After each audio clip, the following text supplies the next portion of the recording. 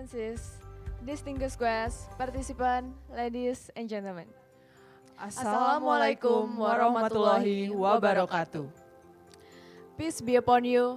Good morning. It is our great pleasure to welcome you to the opening ceremony of the Joint Conference 13 International Seminar on Ocean and Coastal Engineering, Environmental and Natural Disaster Management, ISOCEEN 2025, in collaboration with the Second International Conference on Medicines, Marine Technology, and Social Science ICOMES 2025. I am Fergri and my partner, Salwa, and it is our honor to serve you as your Master of Ceremony for today's conference.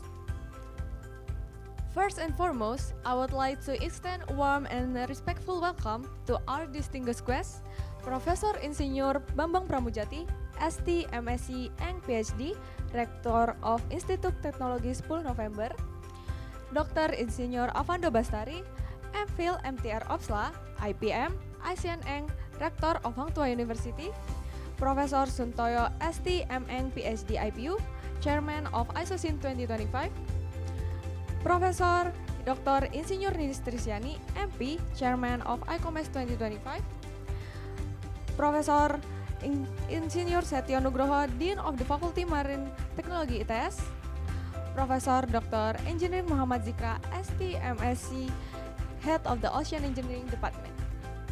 And we would also like to extend our respectful greetings to the keynote speakers, Professor Alvaro Semedo, PhD, Professor in Coastal Oceanography, IHE Delft Institute for Water Education Netherlands, Associate Professor Dr. Evi Helmi Arifin, Deputy Director of Institute of Oceanography and Environment, University Malaysia Trengganu, Profesor Dr. Eng Ahmad Fauzan Zaki, STMT Emrina from Diponegoro University,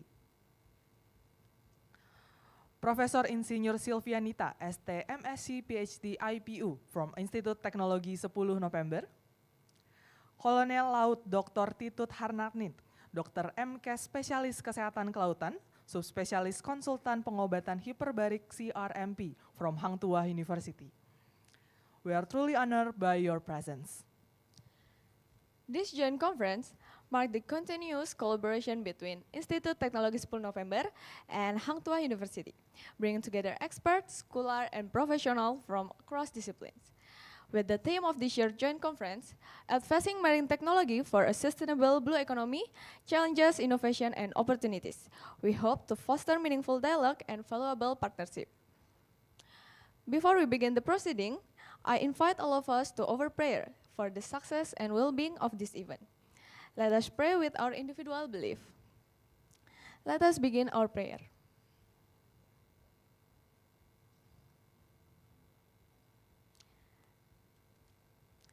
Amen. Ladies and gentlemen, now I kindly invite you all to stand in respect for our national anthem, Indonesia Raya. Ladies and gentlemen, please rise.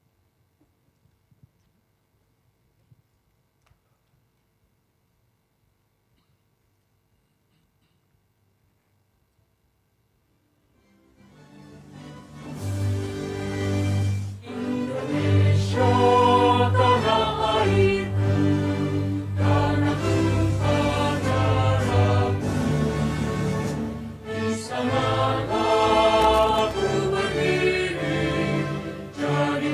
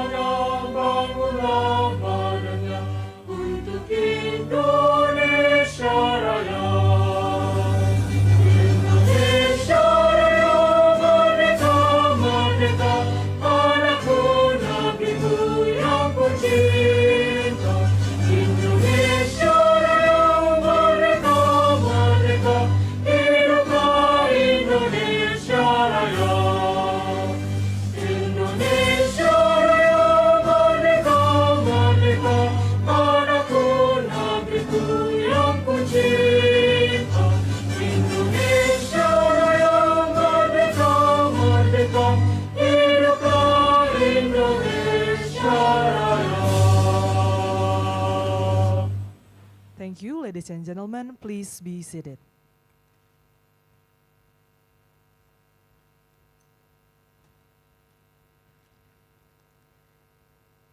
Ladies and gentlemen, next on the agenda, it is my great honor to invite Professor Suntoyo, STMeng PhD IPU, Chairman of ISOCEEN 2025, to deliver his welcoming remarks. Professor Suntoyo, please.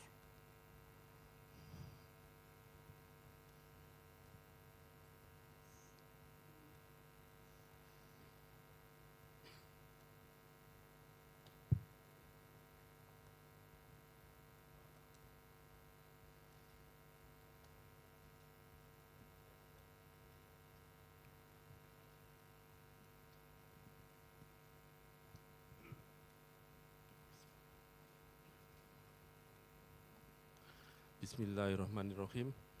Distinguished Rector, Dean, keynote speaker, invited guests, colleagues, and ladies and gentlemen.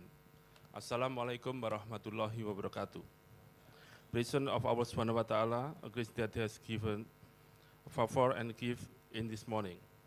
Good morning and welcome to join the conference of the 13th International Seminar on Ocean and Coastal Engineering, Environmental and Disaster Management, ISOCEEN, and the second International Conference on Medicine, Marine Technology and Social Science, ECOMIS, held today.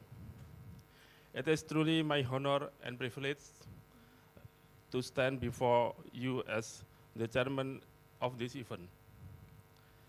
On behalf of the organizing committee, allow me to express my deepest gratitude to the distinguished leaders whose guidance and support have made this event possible. Rector of ITS, Professor Insinyur Bambang Pramudjati, ST Master of Science, PhD, and Rector of Hang Tuah University, Dr. Insinyur Avando Bastari, Dean of the Faculty of Marine Technology, Dr. Eng Insinyur Setio Nugroho, Head of Ocean Engineering Department, Professor Muhammad Zikra, PhD, and Vice Rector of Hang Tuah University, Dr. Widya Stuti, Dr. Iwan Isnurwanto, and also Dr. Toto Dwijaya Saputra, and Chairman of the ICOMES, Professor Dr. Ninis Trisyani, and all Dean of Hang Tuah University. Its Dean come here. And I also wish to extend my sincere appreciation to our distinguished keynote speakers. First is Professor Alvaro Semedo, PhD, Professor in ISE Dev Institute for the Water Education, Netherlands. Second is Associate Professor Dr. Evi Helmi Arifin from University Malaysia, Terengganu. And Professor Dr. Eng Ahmad Fauzan Zaki from Diponegoro University. And Professor Insinyur Silvianita, PhD from ITS. Colonel Dr. Titut Harmanik from Hang Tuah University. To our respected moderator, Professor Daniel M. Rosid and Dr. Winta Diarsviti, PhD, and to our invited speaker from Malaysia, Dr. Muhammad Aslan Musa, Dr. Sarawi Muhammad Husni, and Muhammad Zaki Zulkifli, and Dr. Mardiha Mokhtar, and also Muhammad Khairul Hasnat. And member contributing author, scholar, a student, and also delegates, thank you for your commitment and dedication. In this year, we gather under the theme, Advancing Marine Technology for a Sustainable Blue Economy, Challenges, Innovation, and Opportunities.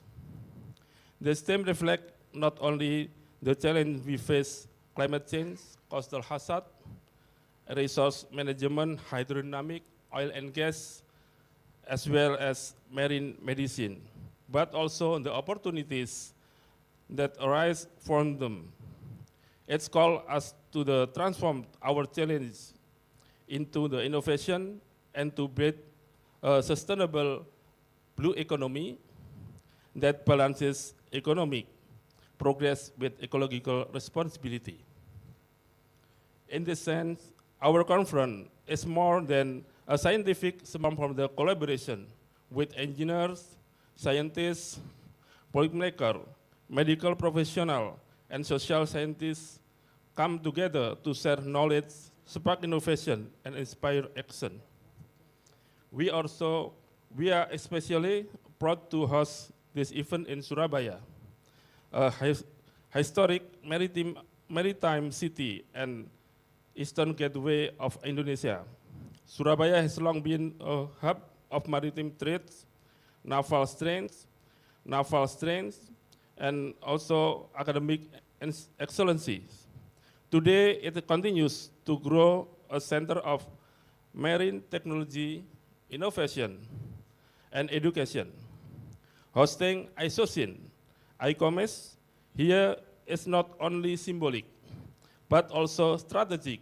It reflects the deep maritime roots of our nation and our aspiration to contribute actively to global marine development. And this joint conference is about more than the presenting research. It is about the building bridge across discipline, across cultures, and across nations. It is about the turning ideas into solution and knowledge into impact. I sincerely hope that through the ISOCEEN and ICOMET, you will find new insight, foster meaningful collaboration, and strengthen our shared commitment to sustainable future of our ocean. Again, welcome to Surabaya, welcome to this academic forum, and welcome to ISOCEEN and ICOMES. Wabillahi taufiq walhidayah, wassalamualaikum warahmatullahi wabarakatuh. Thank you very much.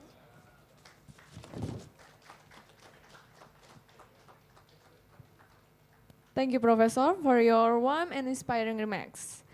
Once again, let's give him a big round of applause.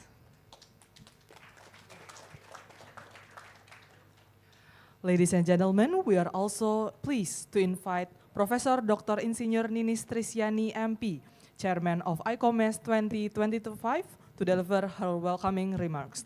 To Professor Ninis, the time is yours.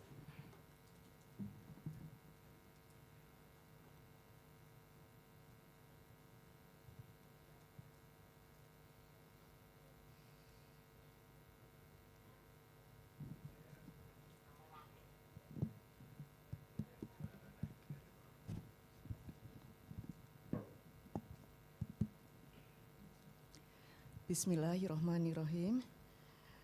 Excellencies, Rektor Institut Teknologi 10 November, Rektor University of Hang Tuah, Dean Faculty of Marine Technology, Vice Rector and Dean University of Hang Tuah, Chairman ISOCEEN, Head on Ocean Engineering Department, keynote speaker ISOCEEN and ICOMES, and all seminar participants.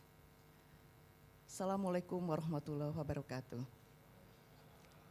International Conference of Medicine, Marine Technology, and Social Science ICOMES 2025 is the second international hybrid seminar, collaboration with international seminar on ocean and coastal engineering, environmental, and natural disaster management, dedicated to advancement of medicine, marine technology, and social science, has nurtured strong network of researchers and professionals of related field. With growing number of collaborative activities between several countries, the seminar gives of the opportunity to promote research collaboration among universities, industries, business, and ocean coastal communities. The theme seminar is Development of Marine Medicine, Social Science, and Environmental Technology for Sustainable Blue Economy. It will be interesting and useful for many engineer, doctor, practitioners, scientists whose activities are related to research and solving problems in medicine, pharmacy, social science, marine, maritime, hydrodynamics, oil and gas, fisheries, as well as ocean art development, which are solved in integrated manner. Again, we welcome you to Incomers 2025. Hopefully, can take part and be able to enjoy two seminar hosted by Hang Tuah University collaboration with Department of Ocean Engineering Institute Teknologi 10 November. Thank you. Thank you to Professor Ninis for your meaningful and encouraging remarks.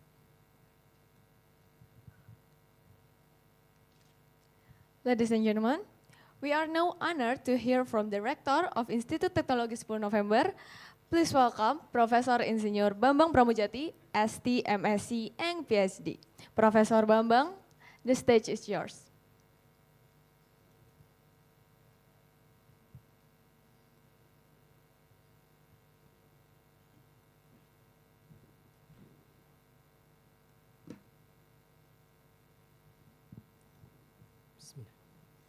Assalamualaikum warahmatullahi wabarakatuh. Selamat pagi, salam sehat, salam sejahtera untuk kita semua. Good morning and very warm welcome to all of you. Welcome to Surabaya. Distinguished guest, Dr. Alfando Bastari, as Director of Hang Tuah University. Prof. Suntoyo as the Chairman of ISOCEEN 2025. Prof. Ninis Tresiani as the Chairman of ICOMES 2025, as well as Prof. Sikra as the Head of Ocean Engineering Department, and representative from Hang Tuah University as well as from ITS. First of all, I would like to welcome you all to this conference, the joint conference between Institut Teknologi 10 November Surabaya and Hang Tuah University. The 13th of ISOCEEN and the second for ICOMES. ICOMES, yeah, benar. On behalf of Institut Teknologi 10 November, it is my great honor to welcome you all to this international conference jointly between two institutions. And this year, both conferences are united under the timely and visionary theme, which is Advancing Marine Technology for Sustainable Blue Economy, Challenges, Innovation, and Opportunity. This theme actually is very interesting theme. It reflects our shared commitment to ensuring that marine resources are developed responsibly, innovatively, and sustainably. It emphasizes that while the ocean provides immense opportunity for economic growth and social well-being, they also present serious challenges, which is from the climate change and coastal disaster to public health and community resilience. By addressing these challenges with innovation and collaboration, we can transform them into opportunities that strengthen both science and society. The joint spirit of ISOCEEN and ICOMES demonstrate how interconnected these issues are. Ocean and coastal engineering cannot be separated from environmental protection and disaster risk reduction. Marine technology must advance in harmony with human health and social welfare. Medicine and social sciences provide the foundation to ensure that innovation translates into real benefit for people and communities. And together, this perspective from the backbone of the truly sustainable blue economy. Ladies and gentlemen, such collaboration is very important for every institution. We cannot, in this era, we cannot work alone. It is not an era of competition, but it's an era of collaboration, and we have to work together in order to proceed together, in order to advance together.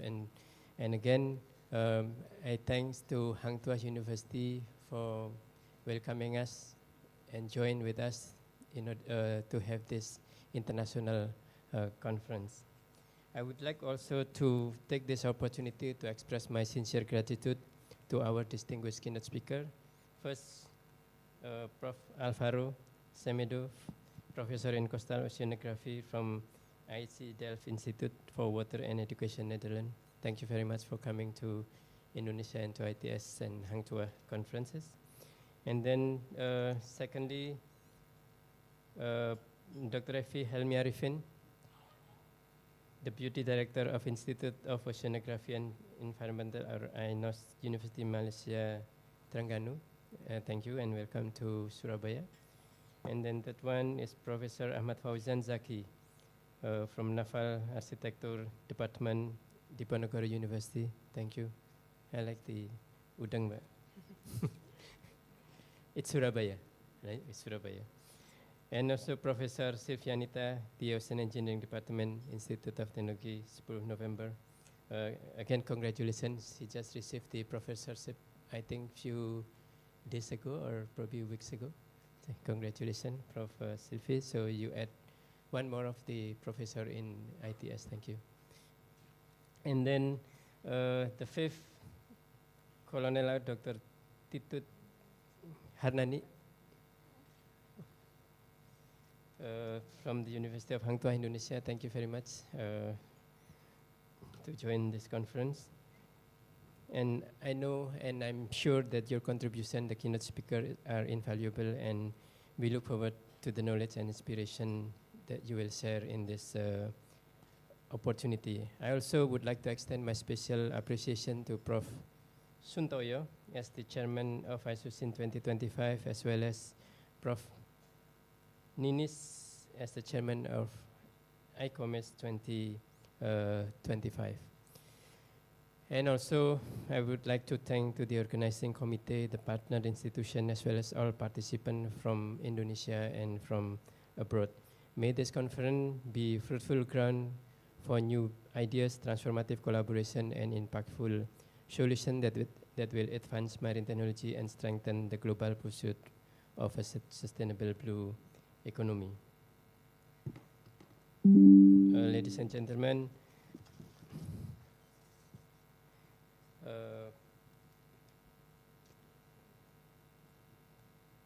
hopefully this conference become the media for us to promote discussion and cooperation with all stakeholders. And through this lively discussion that are sure to follow, we will undoubtedly learn from one another by exchanging valuable viewpoint. This is also an opportunity for both of us to be to improve our visibility abroad. We know that without having the conference that invite many collaboration from overseas, then probably we are not going to be known overseas. So this is also part of our strategy to be to improve our visibility overseas. This is also part of the objective. One of the target of ITS become world-class university, and this is also one of our strategy to be known in the world. So we have to have an international conference and collaboration with many institutions such that we can attract many speakers from many different countries. Okay, I guess that's what I would like to say this morning. I hope you all find this conference an enjoyable and rewarding experience and have a fruitful discussion. Thank you very much. Assalamualaikum warahmatullahi wabarakatuh.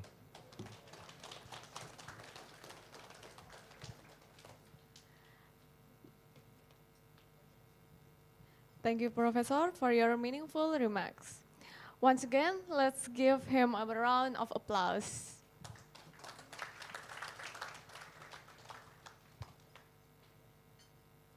Finally, we are also privileged to have Director of Hang Tuah University with us today. Please welcome Dr. Insinyur Avando Bastari, MPhil MTR Opsla IPM, to deliver his welcoming remarks. To Dr. Avando, the floor is yours.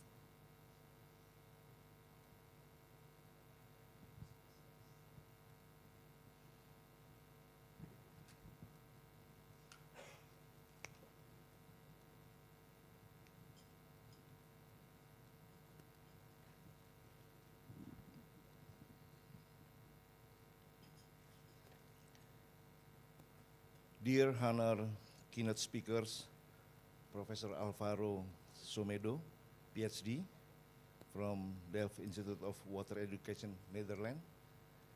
Associate Professor Dr. Evi Helmi Arifin, University Malaysia, Terengganu. Professor Dr. Engineer Ahmad Fauzan Zaki, STMT, Merina, Diponegoro University. Associate Professor Engineer Sylvianita, STM, MSc, PhD, from 10 November Institute of Technology.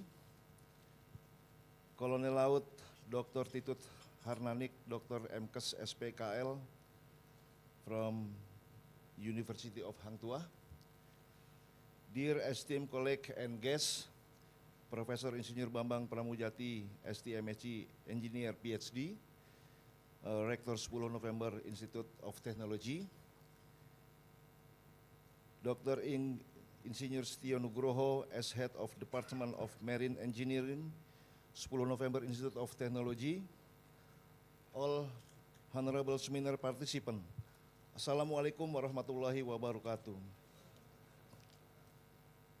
It is a great pleasure and a honor to be here today at Joint International Conference between ITS and Hang Tuah University.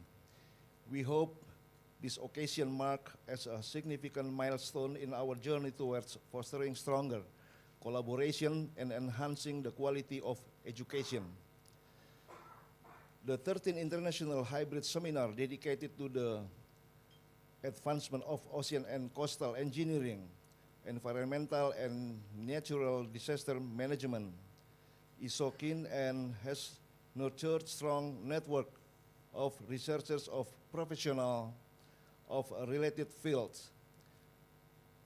With growing number of collaborative activity between several countries, this seminar gives the opportunity to promote research and foster the collaboration among universities, industries, business, and ocean coastal communities. International Conference on Medicine, Marine Technology, and Social Science, ICOMES 2025, is the second international hybrid seminar in collaboration with International Seminar on Ocean and Coastal Engineering, Environmental and Natural Disaster Management, ISOCEEN, dedicated to the advancement of medicine, marine technology, and social science, has nurtured strong network of researchers and professionals of related fields.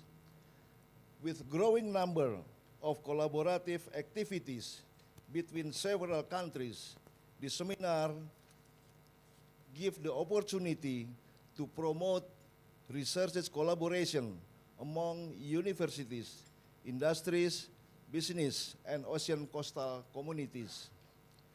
The theme of seminar, Advancing Marine Technology for a Sustainable Blue Economy, Challenges, Innovation, and Opportunities. It will be interesting and useful for many engineers, doctors, practitioners, and scientists whose activities are related to research and solving problems in the medicine, pharmacy, social science, marine, maritime, hydrodynamic, oil and gas, fisheries, as well as ocean area development, which are solved in an integrated manner. Distinguished guests, as university leader, I express my deepest appreciation and gratitude to the organizing committee from the initial paper submission process through the development of the seminar schedule to the processing of manuscript for publication in the IOP proceedings. The committee has worked with dedication, thoroughness, and responsibility. This effort was not easy feat, but thanks to the cooperation and commitment of the entire team, this event was successfully organized.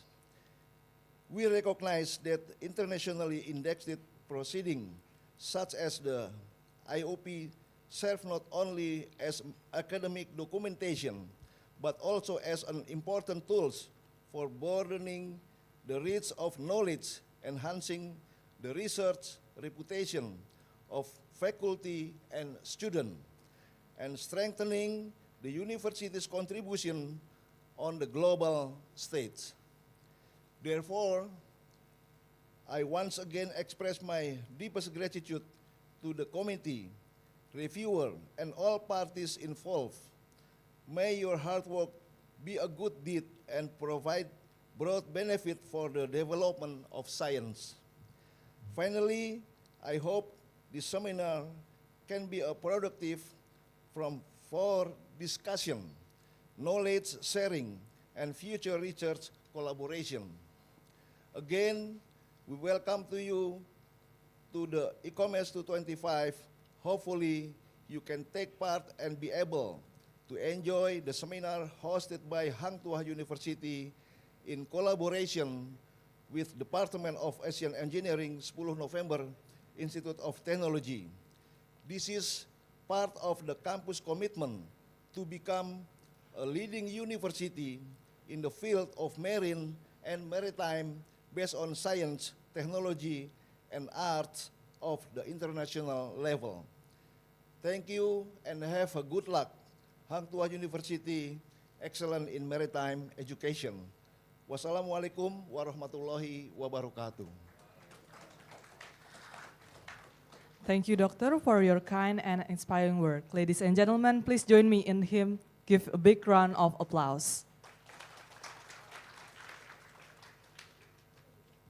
Ladies and gentlemen, I would like to invite all of you for a group photo session. For the first session, I would like to invite in front Rector of ITS, Rector of Hang Tuah, Head of Ocean Engineering Department, all of the keynote speakers, Professor Daniel and Dr. Wienta as the moderator, and also Chairman of ISOCEEN and ICOMES to come up front for a group photo sessions. For the documentation team,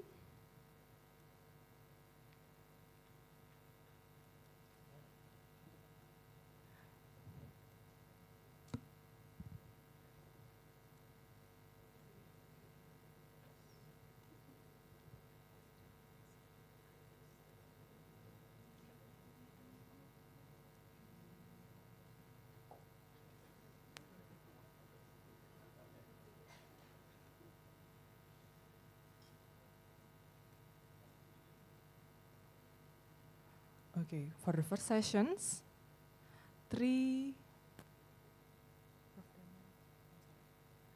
All right, ready in 3, 2, 1. Okay. Again, 3, 2, 1. Okay. Please stay in front, and I would like to invite all of the committee members to come in front for a group photo sessions. All of the committee of ISOCEEN and ICOMES, please be in front.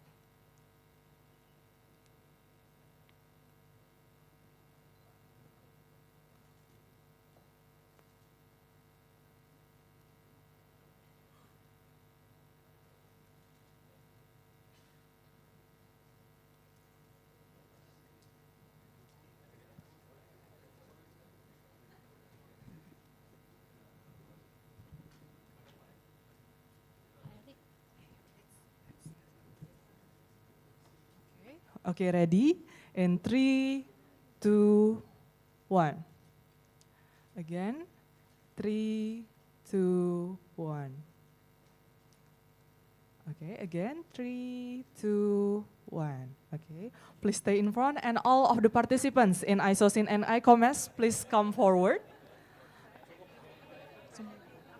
Oh, okay, maybe all of the in front can be forward in the stage. And for the documentation team, can be on top of the stage to take the documentations. To all the participants, may rise for a group photo sessions.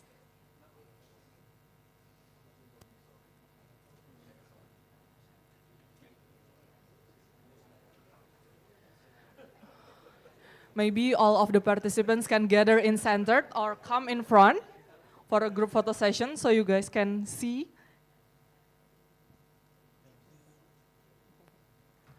Okay. Okay, ready? In 3, 2, 1. Again, 3, 2, 1. Maybe any movement from ITS or Hang Tua? Maritime? Okay, maritime. Okay, 3, 2, 1. Okay, 3, 2, 1. Okay, any movement? Again? Oh, advancing humanity. Okay. Okay. Ready? In 3, 2, 1. Okay, thank you very much for all of the guests and participants. You may be seated.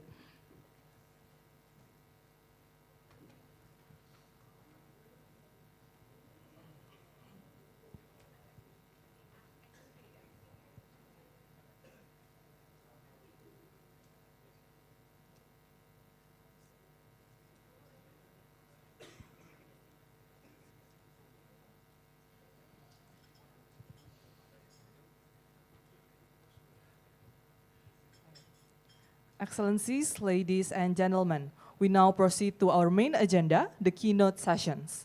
I would like to invite our moderator for this session, Professor Insinyur Daniel Muhammad Rashid, PhD, Senior Lecturer at the Ocean Engineering Department, ITS. Please welcome Professor Daniel.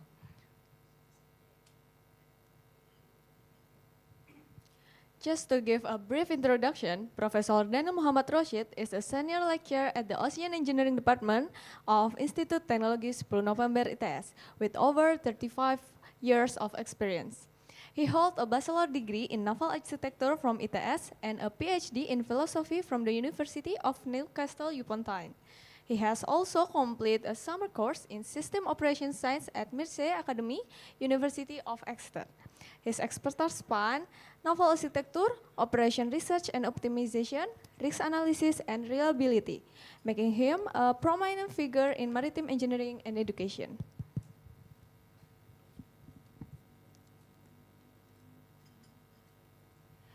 At the long-awaited presentation and discussion session with our wonderful keynote speaker. With a great respect, we would like to invite our first keynote speaker, Professor Alvaro Semedo, PhD, Professor in Coastal Oceanography, IHE Delft Institute for Water Education, Netherlands. To come forward, ladies and gentlemen, please give him a warm round of applause. And to our second keynote speaker, Associate Professor Dr. Evi Helmi Arifin, Deputy Director of Institute of Oceanography and Environment, University Malaysia, Terengganu. Ladies and gentlemen, please give him a big round of applause.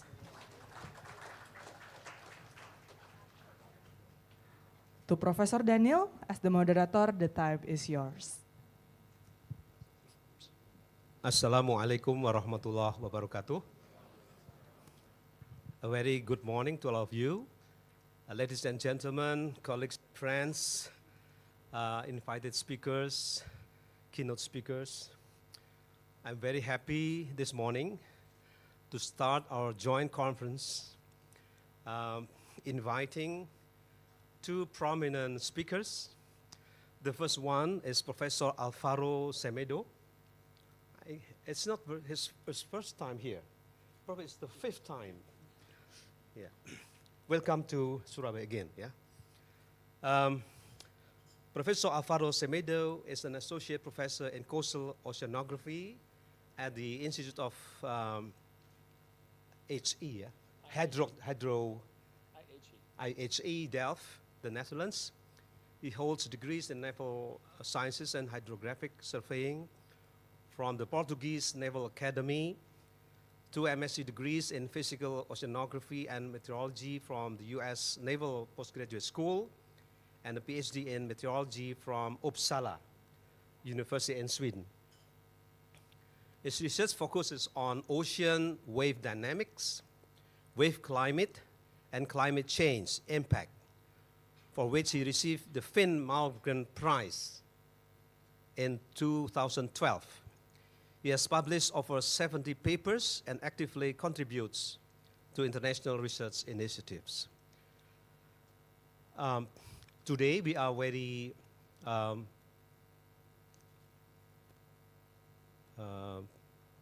happy and fortunate, I think, to have Professor Semedo here with us. His title will be on, okay, Global Coastal Wave Storminess from High Resolution Handcast. Please welcome Professor Semedo, please. Yeah, okay, start, yeah.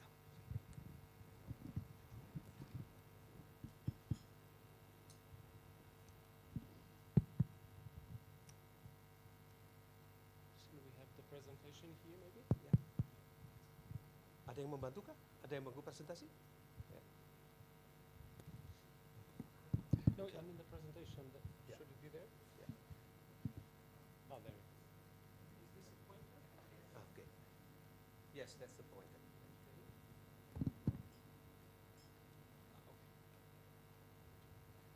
And to change the slides. How do I change the slides? I'm sorry.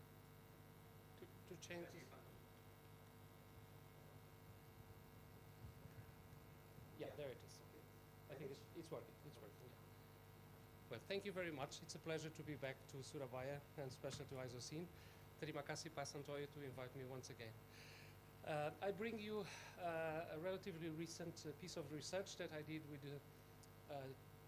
my two PhD students, Mr. Hector Lobeto and Mr. Gil Lemos, and I acknowledge their participation in this presentation as well. Please come forward. I'll try to talk a bit louder. It's okay. Yes. Yeah. Okay. So I will talk about global coastal wave storms. We were inspired by a relatively old book from mid-80s, and I was challenged by a colleague to develop this map.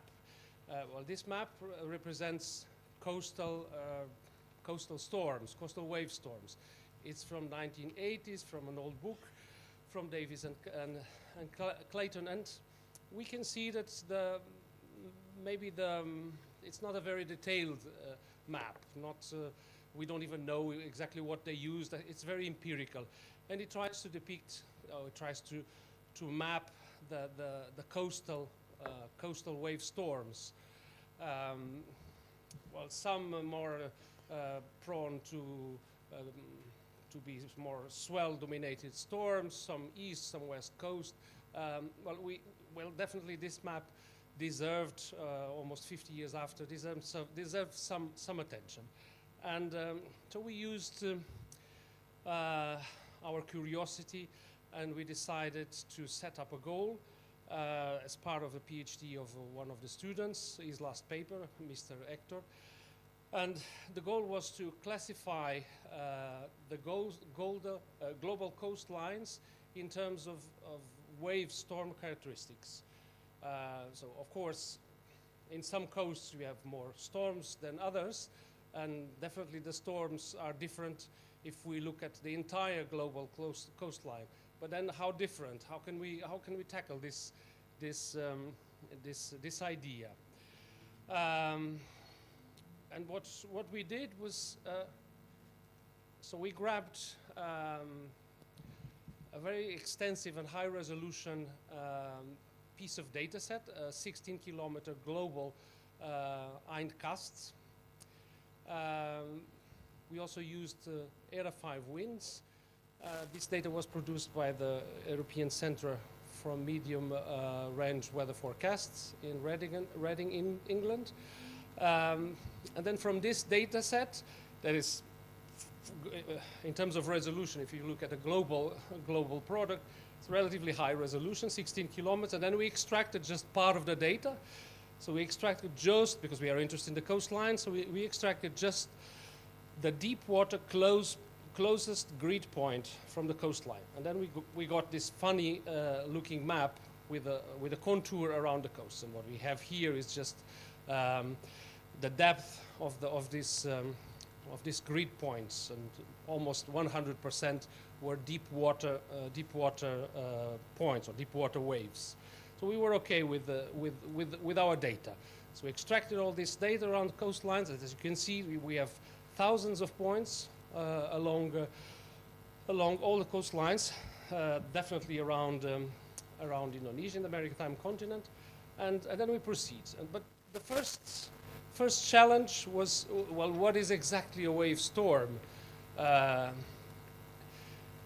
were a lot of regional wave storm papers, but they were regional, and they were most of them were based in empirical assumptions. A wave storm is a storm where significant wave height is higher than a certain value, and this value, this threshold, was usually established in an empirical way. In the Mediterranean, it was, for example, 5 meters. In the west coast of Ireland, it was, for example, 7 or 8 meters. It depends very much on the coastline. So a wave storm in Ireland would be different from the Mediterranean, and it would for sure be different in the Java Sea. But if we look at the north coast of Java and the south coast of Java, a wave storm would be completely different. So we decided to use an objective approach that could be applied worldwide. So instead of using a nominal threshold, we used the 95% percentile. So we came up with a criteria to classify storms. So every time we would have 12 hours or more, 12 consecutive hours or more, where the significant wave height would be higher than the 95% percentile, then we would have a storm. This was relatively new. It had been tried before with a slightly different goal, but we could then apply this worldwide, and definitely the 95% percentile in the Java Sea would be very different from the 95% percentile in the North Atlantic in the west coast of Ireland again. Very different. But in fact, a storm, a 2 meters or a 3 meters, let's say 2 meters high, significant wave height, 12-hour storm in the Java Sea is definitely a storm, because the coast of North Java is not used or is not accustomed to this type of wave regime. Therefore, the coast will suffer erosion or depletion of the ecosystem because we are definitely exceeding an extreme value. And then we also came up with a criteria to classify severe storms using energy content. I have a couple of formulas here, but if you want to lose the audience, you put too many formulas. I will not explain them. They are just here. You can look at the paper if you're interested. I will not go into detail. So, using the energy content, we classified severe storms. So we have storms and severe storms. When we have an energy content of a storm higher than the 75%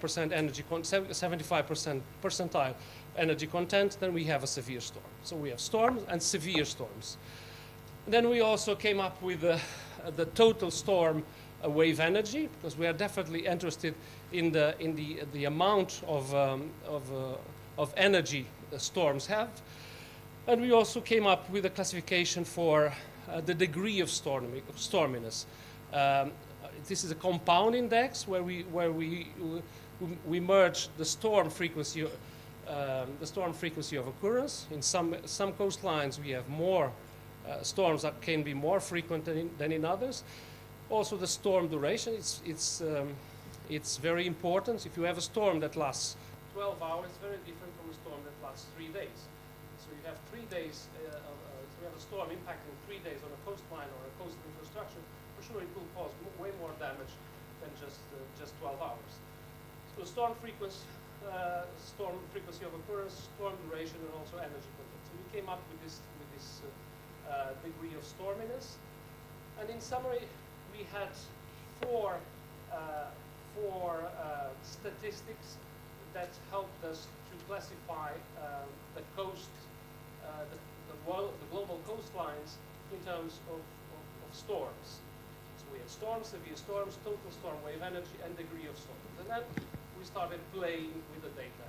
So after coming up with a methodology, an objective methodology, we started playing with the data. And the first thing we did, which is very simple and very objective way to start with was to map the global coastal mean significant wave height.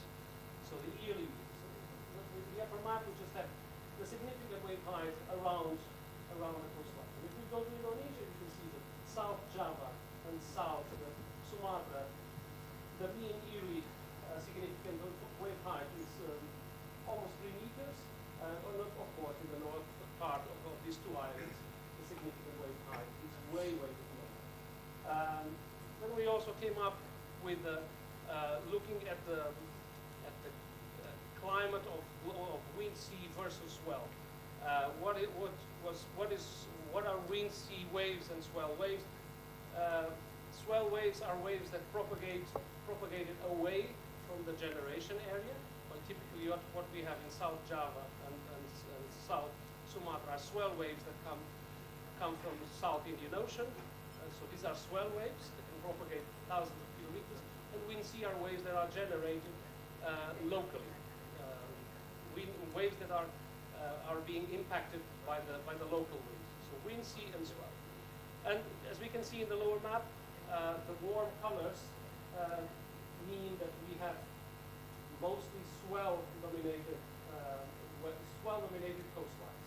So with the exception of some inner areas, marginal seas, most coastlines, or almost all coastlines, especially the ones facing open ocean, are dominated by swell. So we classified, this is not new, maybe new in terms of coastlines, but we classified the global coast mean significant wave height and also the global coastal wind, sea versus swell. And then we started applying our storm criteria. And what we have in the upper panel are the global mean yearly number of storms, so number of storms per year across the global coastlines. And again, the warm colors, we have more storms. If we go to the North Atlantic, West Europe, for example, we have a lot of storms, around 15, 16 storms per year, mostly in the winter. And then if we go, for example, inside the maritime continent,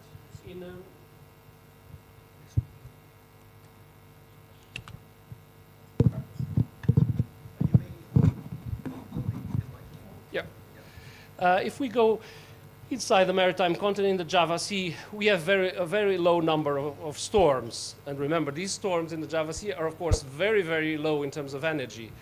And then in the lower map, we have the storm duration, the number of hours the storm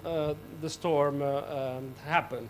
And we had usually around 30 hours, 30 hours, the minimum duration. But then some storms in some areas, like for example in the Arabian Sea, storms can be way longer, especially during the monsoon period. And then we looked at the severe storms. Where are the most severe storms? Again, in the west, the most severe storms are in the southern hemisphere, Chile and Argentina in the Drake Passage, South Africa, South Australia, and then a little bit again in West Europe, South Java and South Sumatra. We can have some quite severe storms also, but less than in those two other examples, and also the duration of the storms that are slightly longer, but these severe storms can also be quite long. This is just an example. Let's not waste too much time in these 4 maps. But here we have the season, so they are broken into winter and or austral, and in winter, in southern and northern hemisphere winters and summers, and we can easily see that especially in the northern hemisphere, in December, January, February. That's when the storm regime is more intense. And then we started putting numbers in all this. We started putting numbers in all these maps. Well, where can we find the highest? Where can we find? In which regions do we have more storms? Well, surprisingly, we had it in the Yellow Sea, South Africa, Namibia, and then on the right column we have the lowest storms, the lowest frequency of occurrence of storms, and where we can find that is, for example, in North Java and also North Papua. So it's not surprising, and we can see also that in that map. And also regions with highest and lowest significant wave height during storms. And the lowest significant wave heights during storms, as I mentioned before, are also in the maritime continent inside the Java Sea. So all these are climate data. And then we looked at some specific points. There's a cloud of key points that we looked at across the globe. And for this talk, I just prepared or looked at 4. 2 of them in the northern hemisphere, and 2 of them in the southern hemisphere. One of them, P8, this one here in South Sumatra. And basically, what we have here is the the frequency of occurrence, or the distribution, the annual distribution of severe or storms and severe storms across the year. In the northern hemisphere, Pacific and Atlantic Ocean, and here in South Africa, and here in South Sumatra. So we have a concentration of storms during the rainy season, I assume, and also a little bit the same in South Africa. Well, we can see it better here. So in June, July, August, that's when we have more storms in South Sumatra. And then here I'm going to skip, because I can see that I already have very little time. I'm going to skip this map. It's not that important. It has to do with the storms during wind sea versus swell during storms. I'm going to skip this slide. And then in terms of energy content is very important, because the duration and the energy content will be transferred in the destructive capacity of the storms. So where do we have more energy content in storms? The blue colors, we have low energy content, and the warm colors, we have more energy content. Northern hemisphere, in the North Atlantic, that's where we have more energy. Definitely in West Ireland. And then the energy content in severe storms, as you can see here, South Chile and West Europe, that's where storms are more energized, when you have these really, really massive wave storms with a very high destructive capacity. Here we have the storm intensity based on the wave energy flux, so kilowatts per meter. This is very important, because the storm intensity means the ability of a wave storm to perform work, then to destroy the destructive capacity of a storm. And we have, again, these broken storms and severe storms. And again, the highest energy flux or storm intensity from storms and severe storms are, again, in northern hemisphere and also South Chile. And then we came up with a new index, which we called the degree of storminess, so the degree of storminess based on the number of storms and also in the energy content. It's a composite index. I will not go into detail, but basically this tells us which which coastlines have a higher degree of storminess. And again, the same areas: West Australia, West Europe, South Australia, South Africa, and South America. And this is a very composite and very colorful map where we basically put everything together. I will not try to explain you all this because this will take a long time. But basically here we have the incoming direction, we have the wave height during storms, and if we go here in the northern hemisphere, for example, in West Europe, we have the incoming wave direction during storms and also the wave height. And again, the same areas, but basically this map condensates all the information that we had before. And basically this map is, to a very good extent, an extension of our initial map. So we came up with a way more detailed map where we can classify all the storms now with much higher detail than the Davis and Clayton map from 1980. So this was our goal, and in principle we achieved our goal in explaining the coastal storms with way higher detail. So ongoing work after this present climatology. So what we are going to do now, we are already looking at this, is what will happen in the future. So we just produced a very high resolution simulation, present and future, with very high resolution near the coastlines. And we will look at what will happen in the future. So what will be the impact of climate change in future storm and severe storms worldwide. We expect that in some areas we'll have more storms, some areas less storms, in some areas storms will be more intense, and that's what we are interested in looking at. And I will stop here because I think I already passed my time. Thank you very much. Thank you. Thank you very much. Thank you very much indeed, Professor Samedo. A very interesting talk. We are going to proceed with our second keynote speakers. Dr. Effie Helmi Arifin is an associate professor at University Technology Malaysia in Terengganu, yeah? In Terengganu? Yeah, okay. Specializing in geomorphology, coastal erosion, coastal management, and hydrodynamic modeling.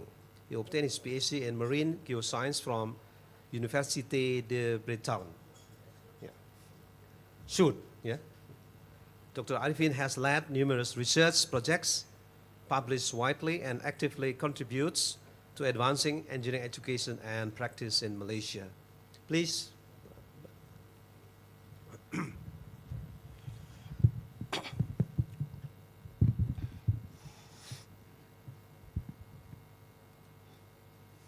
Okay. Bismillahirrahmanirrahim. Thank you, Prof. Daniel, Prof. Alvaro, and then thank you, Prof.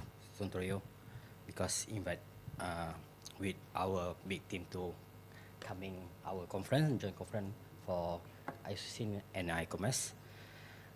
Actually, I'm very interested with Prof. Alvaro's studies about the about the wave dynamics. But basically, any kind of the erosion is becoming from the wave, and then wave is coming from the ocean. It's normal, but very trigger because now previously we understand or we understood about sea level rise. Now this sea level rise is not common on climate change, but mostly on the storm surge or like extreme events. So yeah, basically I'm not biased Malaysian and Indonesia, but Malaysia is very luckily because we not under many kind of hazards compared on Java Sea and another in Indonesia. But it's very good idea when we get a new knowledge on storm surging or surgings. It can be very interested in front of the South China Sea. And then our location is very located and very facing on South China Sea. So today we want to highlight on little bit like nature-based solutions or kind of hybrid coastal exploitations on involving on coastal communities especially. So the idea is on hybrid coastal protection in Malaysia, and then dual approach for community, resilient and sustainable tourism. But the idea is we cannot stop the erosion. This is very natural, but we can control the erosion. So how to control erosion? You can come to our set presentation. Okay, so I can control here.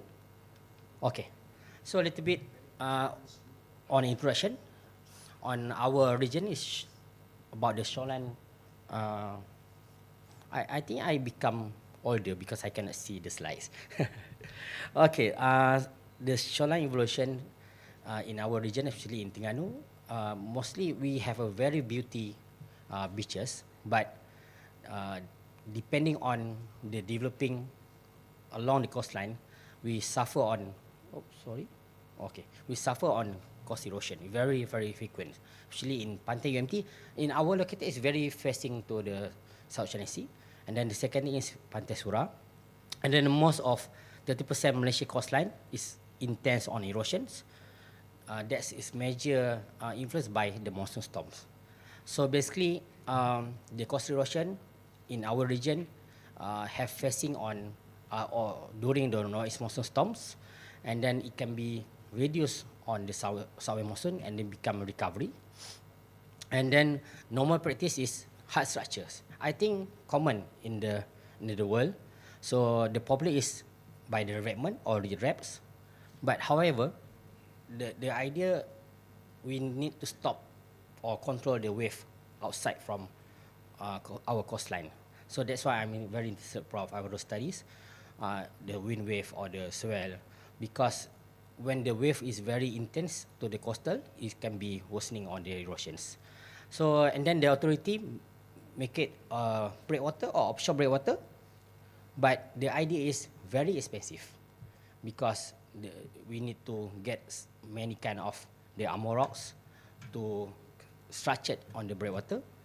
And then the idea is when we develop any kind of revetments or any kind of structure, it can be disturbing on traditional sector, on fishing communities, and also tourism infrastructure, because the idea is for the tourism is for the beaches, and then also the local communities or local economies.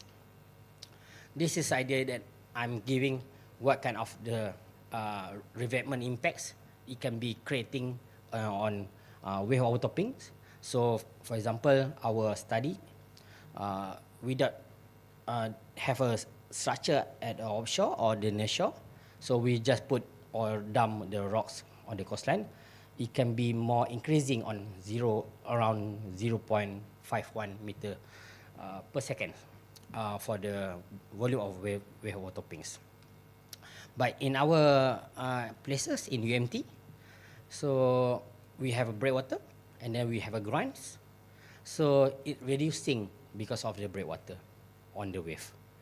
Okay, and then very decreasingly from until to 0.03 meter cube per seconds. Okay, just give some to wake up call for this morning. Give some short video. I think I get permission from Prof. Daniel to speak in Bahasa a little bit. So actually, we have a reporting by Astro Awani.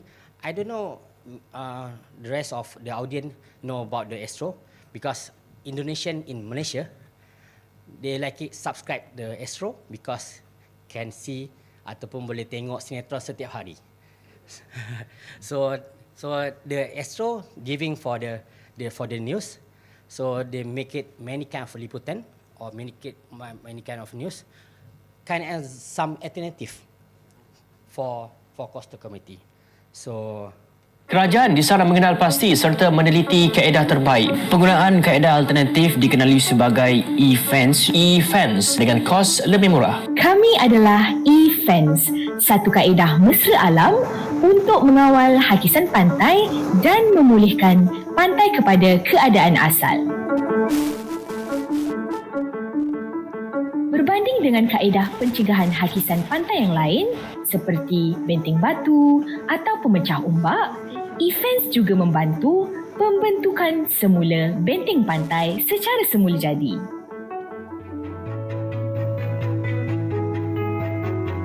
Saya melihat projek benteng pantai ini satu yang benda yang agak bermanfaat kepada orang kampung, terutama kepada hakisan pantai, kerana dia menyelamatkan kawasan pantai dan juga membantu dari segi pantai itu ada wujudnya pantai yang asli. Kerana kalau kita melihat dari segi kawasan yang ada benteng ini, dia mengelakkan hakisan. Di mana kawasan yang tak ada benteng ini, dia hakisan pantai itu sampai ke hujung pantai. Setiap batang kayu ni dia 10 kaki, kita tanam 8 kaki. Jadi 2 kaki yang akan timbul. Panjang setiap panel ni adalah lebih kurang 2 meter. Batang kayu kita susun tu kita buat jarak lebih kurang 2 inci.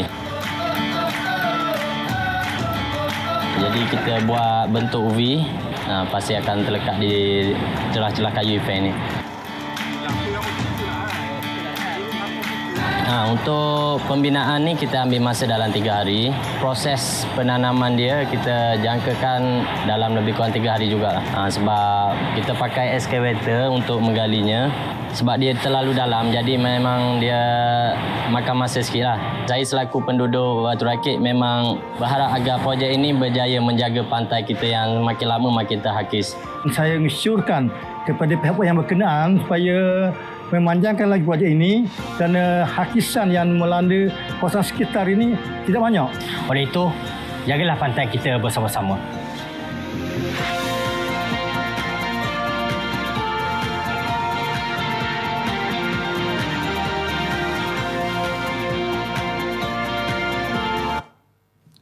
Okay, sorry Prof. Alvaro, just in Malay.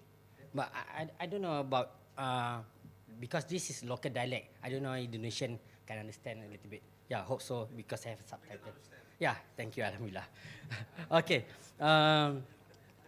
so that is where we wake up, not just stop here on coastal committee, because everyone say about kayu, wood, is it can stop the erosion? Very surprised. But this is for the coastal involvement, the coastal committee involving, because when we need to waiting very good funding from the government, so we need to take very long times. So the committee can be participate for the control erosions without any kind of other structures. So, and then how about the commercialization? Yeah, the wood cannot commercialization because how we can get many woods? I don't know in Indonesia, but in Malaysia we say you want to cut off the wood, so we lost the hectare of jungles. So that's why we propose another projects, another product on compensations, as we call marine nets. So before this, we make it on nature-based solutions by the effective fence, and then the second thing is marine nets, and then we make it many kind of ideas, and then on solution development, but we need to give some proven to make it physical testing and then performance analysis. Okay, this is event descriptions just for the control erosions, but the idea is we can get surprisingly because between the gap on the structures for the woods, the turtle is coming, and then I'm asking about my colleagues on expertise on turtle, because the turtle have a very good sensor for the stability for the nestings. So that's why you say, yeah, I don't know turtle say or not, but you say, yeah, it's quite safe for the turtle nestings. Okay, and then we make it physical testing without the events, and then with the events, and then it can be safe a little bit on volume. But the idea is we cannot stop the erosion. We need to control the erosion. So 100% is the sediment will be lost, but we can reduce on at least 70% will be trappings on the beach dunes. Okay, the idea is provide the fishermen birds and then conserve on marine habitats. And then now it's very viral issues and they're very comfortable for any kind of the viral. So this can make it a new landscape for the coastal tourism. And then same time improving the local socioeconomic sectors. Okay, and then this is performance. You can see without the e-fence, very decreased compared they have a e-fence. Okay, and then the second thing for compensation, still developing, but the ideas will be deployed the next month. We make it marine nets, just nets. They have can pass away for the sediments, but in the water, not on the beach dunes. Okay, so the same things for benefits, for tourism, it can be controlled. The idea is, the good idea, we can plug in. For example, during the storm, we can plug in the MNet. During the summer or dry season, we can take out the MNets for looking. The beach is still has a natural. Okay, this is MNet performance. Before in the left, so with the MNet, we can say they reducing the volumes, and then the idea is during the summer, the sediment that's pass away on the coastal area or coastal water, it can be go up again on the beach by the winds. Okay, then this is proposed location that we want to make it proven for our product MNets located on UMT beach for protected our beaches. Okay, then the idea is not just for contribution but involving on educational and community integration. By in Malaysia, we have a called TVET program integration by the secondary school, upper school, and also universities, and then collaborate with the community participation, and then also this can be more engagement, any kind of research opportunities. So in future research and conclusions, we need to have a very proven for long-term performance monitoring. By the event we deploy 2019 until now, but the MNet still ongoing. For the next month will be deployed, and then the idea is we need to engage not for the authorities only, but for the stakeholder, any kind of, for example, tourism sectors and also committees. Okay, and then we upskilling on scaling opportunities to make it this can be as a nature-based solution part of the erosions. Okay, thank you very much. Big applause to yeah. Thank you. Ladies and gentlemen, I think we have a very closely related topics today. First, with the estimate of Professor Samado about the future impact of a growing stormy condition globally. And Dr. Arifin has told us about the local response to the potential hazard to the coastline of Malaysia. Yeah. Kita punya topik yang bagus sekali di sesi ini. So I'm going to invite you for some question and answers. We are planning today about building a giant seawall at the north of Java. It's going to be very expensive structures. Okay, this is the way our present government forecasts or estimate how to protect our north coastline of Java. Ini mungkin satu topik yang menarik sekali karena pemerintah sedang mewacanakan membuat satu tembok raksasa ya sepanjang hampir 700-800 km. Ya, saya kira ini I'm happy to see the presentation of Dr. Arifin. We are thinking about using bamboo, not just wood. Yeah, so we have plenty of bamboo around. Yeah, please some questions, probably some comments. Professor Zaki, yeah. Professor Suntoya, probably, or Professor Zikro, please, yeah, please, microphone. So Professor Zaki, Professor Suntoya, and Professor Zikra. Yeah. So we have 3 questions. Yeah. Okay, thank you. It's a very interesting presentation of Professor Alvaro and Dr. and Professor Effie. I would like to ask some curious questions in here, especially to Professor Alvaro. We are, as a naval architect, we always use some formulation to estimate the strength of the load of the offshore structure in here. Usually we use the Airy wave function and then Stokes wave function, and then the others may be the Shenoidal wave function. As I know, we use the Stokes wave function for the extreme condition for the load of the offshore structure in here. And the other, in the seakeeping behavior, we use the wave spectra such as the John Swab, the Brett Snyder, and something like that.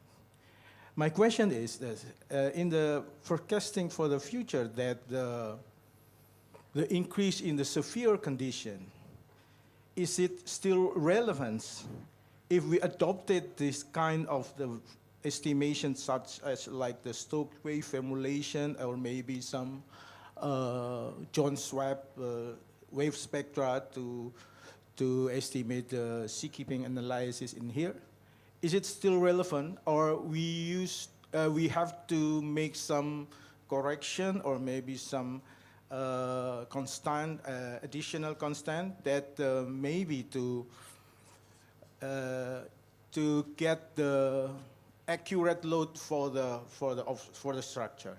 That's my question. And secondly, the second question for the Dr. Professor Effie. It's very interesting.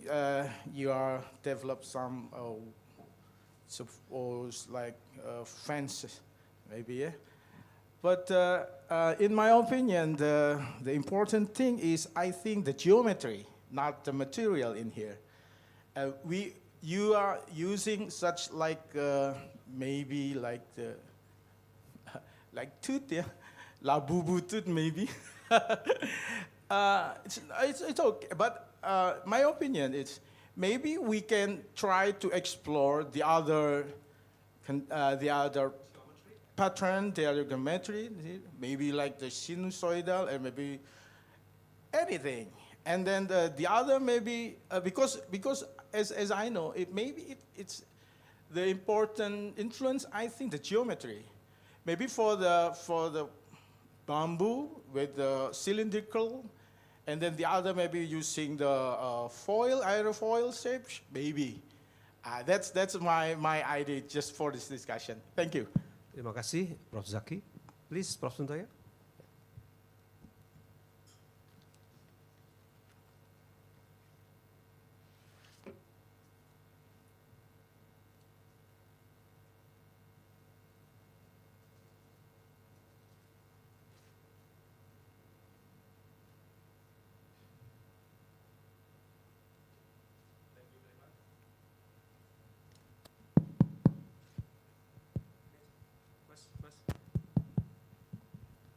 Yeah, very interesting for the topic research for the Professor Alvaro. I think it's very interesting, and also I interest to make collaboration with Pak Alvaro in the future, I hope. However, I have a few questions. First is related with the wave energy flux representation in your model. How does the multi-resolution coastal multi-grid approach presented in your presentation improve the accuracy of the wave energy flux estimate for the irregular wave compared to the Corsair CMIP6 model? And second is related about could the assemble adequate resolve spatial and the temporal variation in wave energy flux during the extreme storm event, particularly in the shallow coastal region? And of course, in the shallow coastal region, is non-linearity wave should be considered. And however, in the real condition, is irregular wave. And another one is related with the wave current and also bathymetric interaction in your model. And how effectively does the model account for the interaction between the storm-induced wave, coastal bathymetry, and current in modulating wave energy dissipation and nearshore energy flux gradient? Okay, thank you very much, Mr. Alvaro. Prof. Zikro, please.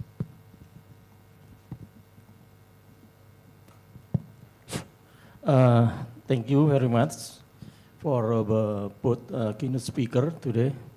I have a question regarding the wave climate. So it's very interesting about the global wave climate. My question is, why in Indonesia there is increasing wave height, especially in the north of Java, because in our study about the wave climate incasting, there is no changes in the Katulistiwa, especially Indonesia, but in the north and the south of the global, there is a changing. But in your study, you saw there is a wave storm increasing in Indonesia, especially in the north of the Java. That is my question. And regarding the giant seawall, yeah, I would like to both of the keynote speaker give the response about giant seawall in our government. Is reliable for Indonesia or not? But we are planning to build a giant seawall, something like that. I think that's my question. Thank you very much. Thank you for the three professors that will enrich our discussion. I would like to invite, firstly, Professor Samedo to answer the questions, please. Okay, there's a lot of questions. Professor Ahmad, the waves in the future will be the same type of waves. They will just be shuffled. In some areas, the wave height will decrease, especially in the North Atlantic, for example. In some areas, it will increase, especially in the South Pacific, for example, because the energy, the total amount of energy, will remain the same. It will just be reshuffled. So the John swap, the canoidal theory, they will all be applicable. So no problem with that. Regarding Pasuntoyo, we call this coastal and not near shore. So we don't go very close to the shore. To do that, we have to do a downscaling of this wave data. So this was a hindcast. We used a wave hindcast, 16 kilometers, and we extracted a wave. We extracted wave data from deep water points, where we still didn't have, on purpose, we didn't want waves being impacted by the bathymetry. For that, we will have to use this new product that we are producing with high resolution, unstructured grids near the coastline. Those will have the impact of shallow and intermediate waters. Regarding Pazikra, this is present climate, not what I presented is present climate, still not future. First we mapped the present coastal wave storminess, and we are now preparing a second study on the impact of climate change on future wave storms. We still didn't finish that. We have some results, but I decided not to bring it. Maybe next year. But this is a very rich data set. It's unique. So I already made this data available to Pasuntoyo if you want to use it. The only drawback is that it's a lot of data. So terabytes became very common. We easily end up using 50, 60 terabytes of data. It's a lot of data, but it's very interesting. You can, of course, if you're interested in a specific area in Indonesia, you can chop the data and use just what you want. The giant seawall.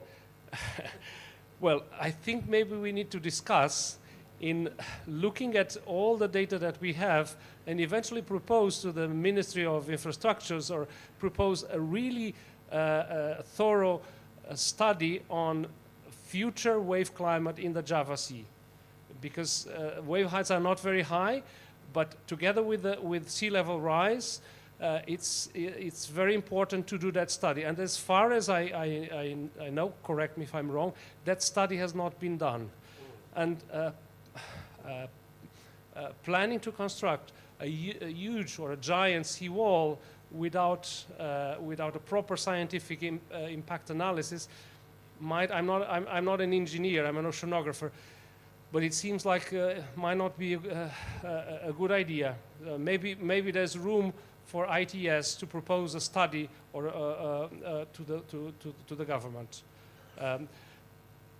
Although not a coastal engineer, I honestly I don't like concrete solutions. I prefer building with nature solutions.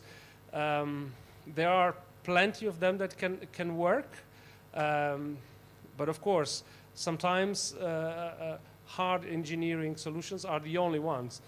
I'm not sure about that. I'm sure there's a lot of valuable coastal engineers in Indonesia looking at the different solutions, but I tend to think that nature-friendly solutions are more sustainable. Yeah. Yeah, thank you, Prof. So just continue about the giant seawall. I think maybe this time we have the big issue, right? But maybe another 10 or 20 years. Oh. Yeah. Okay. So I think, yeah, for 5 or 10 years, it's quite okay for the giant seawall. And then another 20 years, I think Indonesia don't worry about, maybe I think the whole of Java Island will be moved to Kalimantan, right? So don't have a big issue for us to rise. But the idea is, yeah, when we make it some giant seawall, we can stop the erosions for the ideas, for the whole of islands. But the impact on socioeconomy and also the cultural on the communities, that is the main problem. I think for the shipping industry of maritime industry don't have a big issue because they like it because they can more stable on the navigation or something like the ports. About the Prof. Fauzan on geometry, actually Prof, this is not the final idea. Actually we have many kind of evolution of series evolutions. The ideas on geometry is very good idea because we got the idea from the what you call scientific citizens or the local committee give the ideas. Yeah, we make it many kind of evolution. For example, first time we make it a square, and then straight line, and then curve, something like that. But the idea is we cannot stop the wave. We need control the wave. So the structure or the geometry progression on the wave angles. So that is, we can say we stop or we control the wave. So that's why it can trappings. Yeah, good idea, not for the metal, the big things. And then for the example, for the bamboo, yeah, I think Indonesia don't have a big problem for the bamboo. But in Malaysia, we have a problem to get very long bamboo for 3 meters. We can cut off the bamboo because, yeah, when we see the nature, the wood just a short bamboo, it's a short size, but the reality is very deep. We deployed it when we make it a very join the bamboo, so this is problem for the joinings. So this is more on geotech, something like that. So this is idea, Prof, for the moment.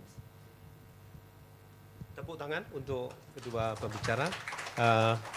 Thank you very much indeed, Prof.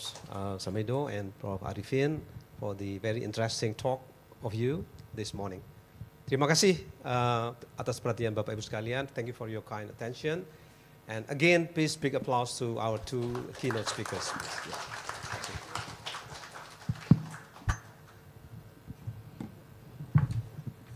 Thank you very much to Professor Alvaro Smedo and Professor Evi Helmi Arifin for the very insightful presentation and fruitful discussion.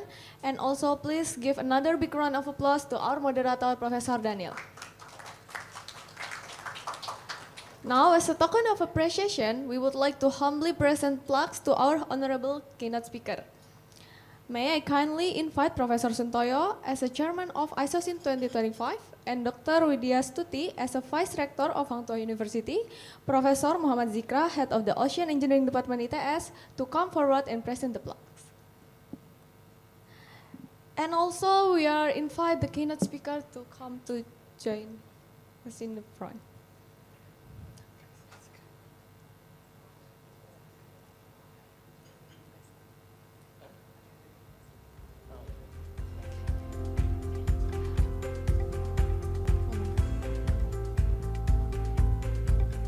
Professor Suntoyo may present the plaques to Professor Alvaro Smedo.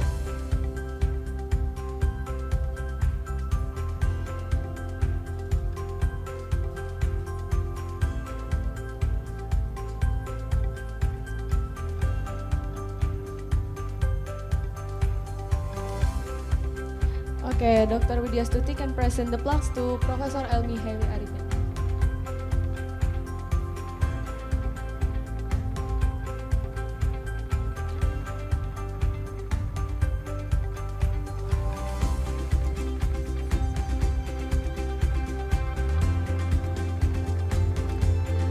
Professor Zikra may present the gift to both keynote speaker.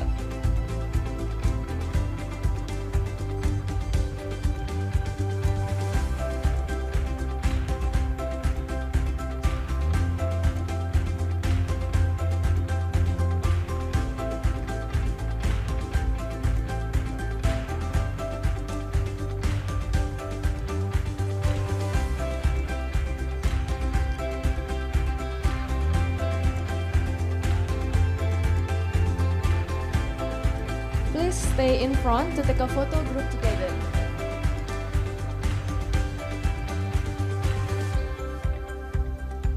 To Professor Daniel may come forward also.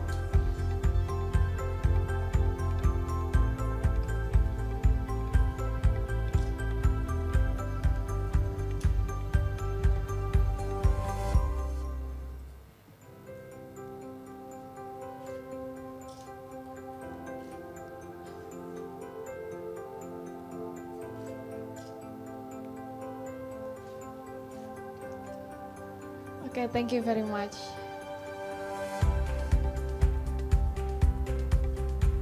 Excellencies, distinguished guests, ladies and gentlemen, we will now have a short coffee break, so please enjoy the refreshment provided at the back of the hall. And we will resume this session at 10 a.m. Thank you.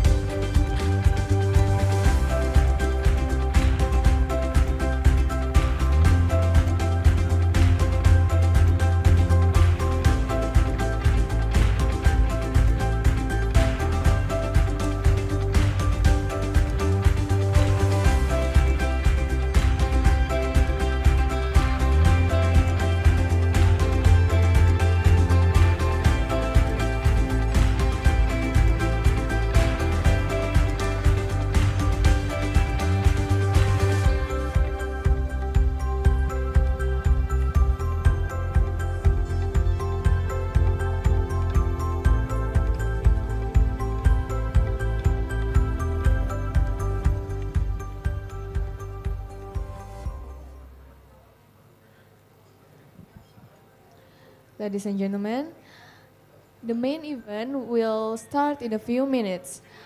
Please go back to your seat. Thank you.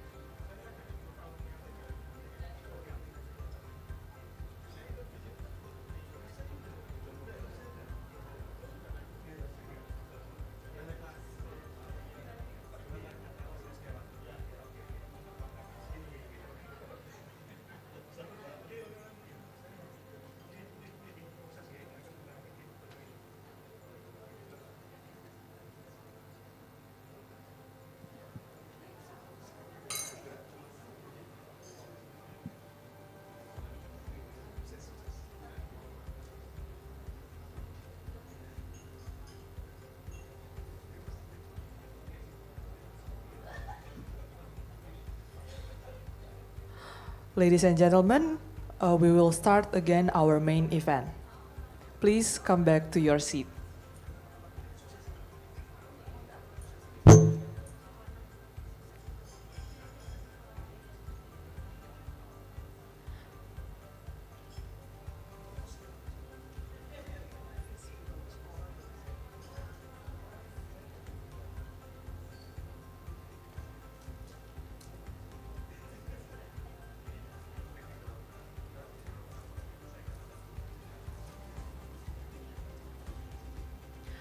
Welcome back, ladies and gentlemen. I would like to invite our moderator for the session, Dr. Winta Diars Fitri, MSc PhD, Phys PH, and Phys ACM, may come forward to the stage.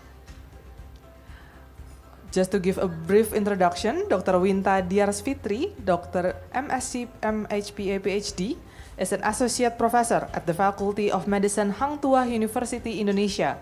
She earned her doctorate epidemiology from the Australian National University with research on HIV prevention education in Papua and West Papua. And she holds master degrees in epidemiology, Queen's University, Canada, and health profession education at Keele University, UK. With a strong academic and research background, Dr. Dias Fitri has published widely in the fields of public health, epidemiology, and medical educations. Alright, with a great honor, we would like to invite Professor Dr. Engineering Ahmad Fauzan Zaki, STMTM Rina from Diponegoro University to come forward. Ladies and gentlemen, please give him a warm round of applause.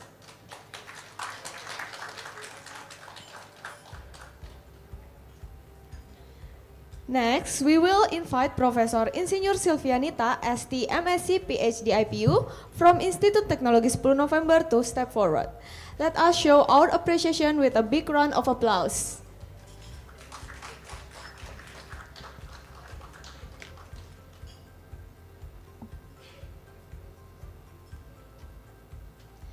Lastly, we respectfully invite Kolonel Laut Dr. Titu Harnanik, Dr.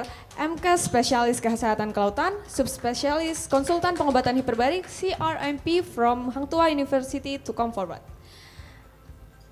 Okay, Dr. Wenta is the moderator, the time is yours. Thank you. Good morning, the Excellencies, distinguished guests, keynote speakers, and participants. Dear ISOCEEN and ICOMS 2025, welcome to the second plenary session. My name is Vinta Diarsfitri, and I will be moderating the second plenary session. There will be 3 keynote speakers in this session.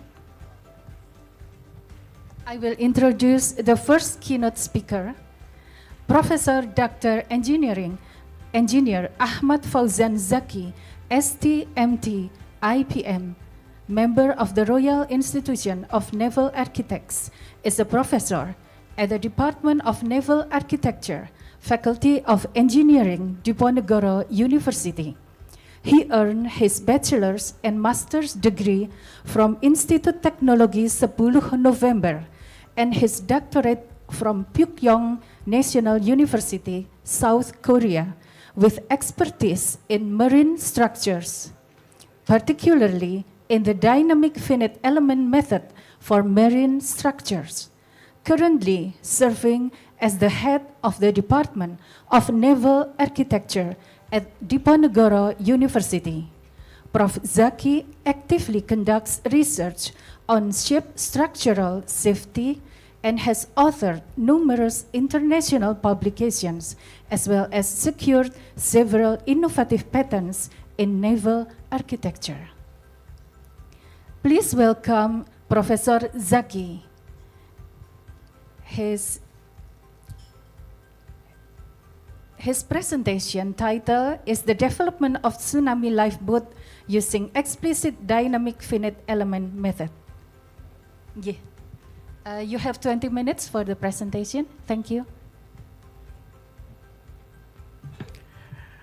Assalamualaikum warahmatullahi wabarakatuh. Good morning, ladies and gentlemen. And I would like to say special thank you to Professor Suntoyo and Professor Ninis that invite me to become the keynote speaker in this excellent conference, excellent seminar. Today, I would like to present my work, my research in the finite element, especially to estimate or to applicable or apply to the development of the tsunami lifeboat. Sorry for the presentation. Okay, maybe the first presenter have presented that we have a trend that in the future maybe the severe storm it's possible coming to our coastal now, and we have the history that next our coastal have been hit by the very big tsunami. Maybe we can remember that at that time the Aceh is very destruction is very extraordinary. Many persons die, and we can remember that. Next. Therefore, we need some place or to evacuate from the tsunami disaster.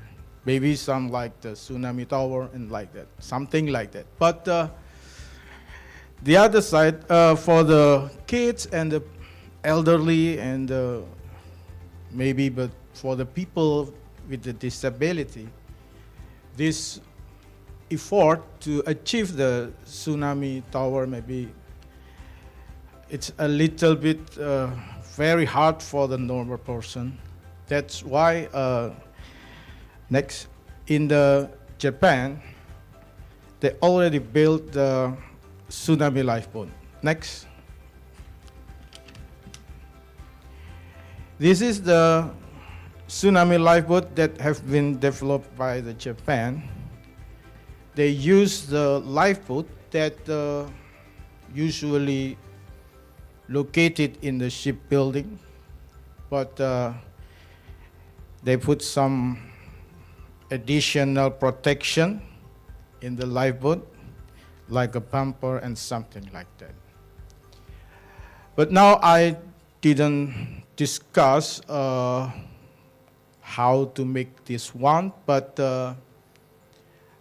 next, I would like to present that to develop this kind of product, we tried to use the finite element to estimate the performance during the design step. Next, Mas. And this is our objective now. And this is the cone capsule tsunami lifeboat that we tried to propose as a life-saving appliances to evacuate the tsunami lifeboat. Next, Mas. What is the explicit dynamic finite element approach? It's a numerical approach. And this methodology and this numerical method, they have three kinds of approach in here. The first is most of the structural analysis is using this approach. We call the Lagrangian approach. And the secondly, most of the fluid dynamic engineer use this approach. We call the pure Eulerian approach. And the third one is a very unique. It was developed by the scientists or maybe the expert from the France, Mahmoud Souli. They proposed the arbitrary Lagrangian and Eulerian to facilitate and to make a couple between the solid element and the fluid element. I don't know, this is maybe it's a boring presentation. Next. Lanjutnya, Mas. And this is the Lagrangian approach. We adopted for the contact between solid to solid, we call the penalty contact algorithm, in which that we have the master surface, and this is for the irreverence for the slave surface. So when the node of the slave surface passing the master surface, they should be pulled up because the physical reality, they cannot pass through within the solid. That's why we should try to pull it up.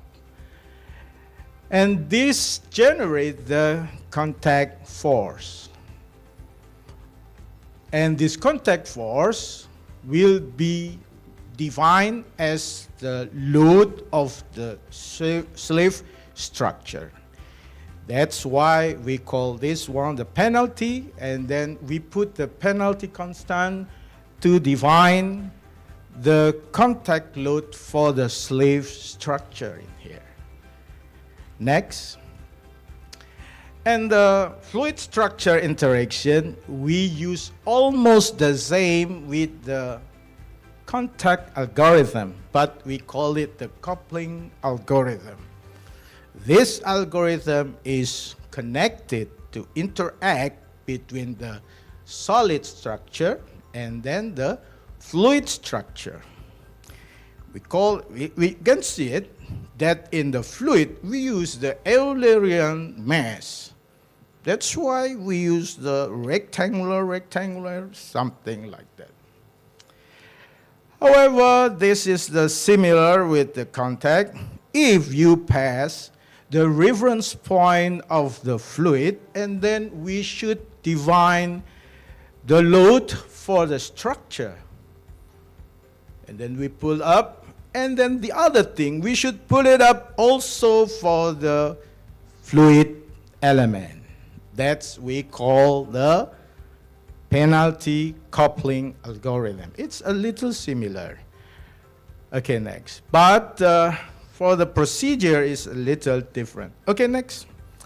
Because in this fluid structure interaction, we have the advection step.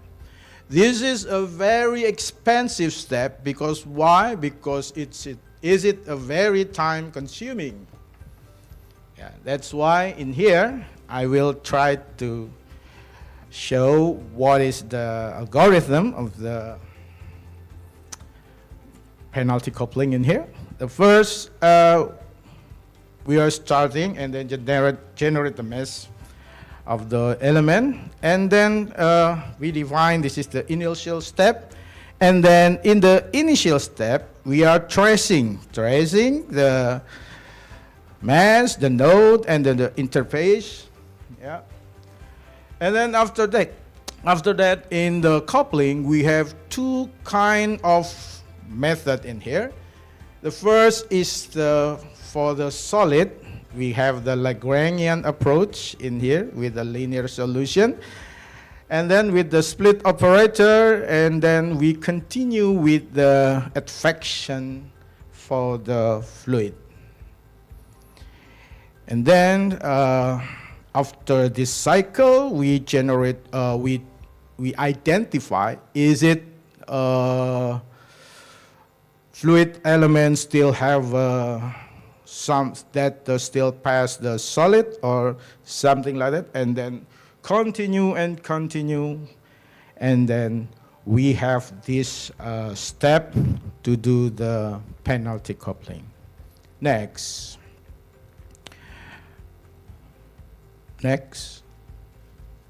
Lanjut. Okay. Now, what is the meaning if we adopted this finite element for the tsunami? What for? Then I try to make some procedure in here.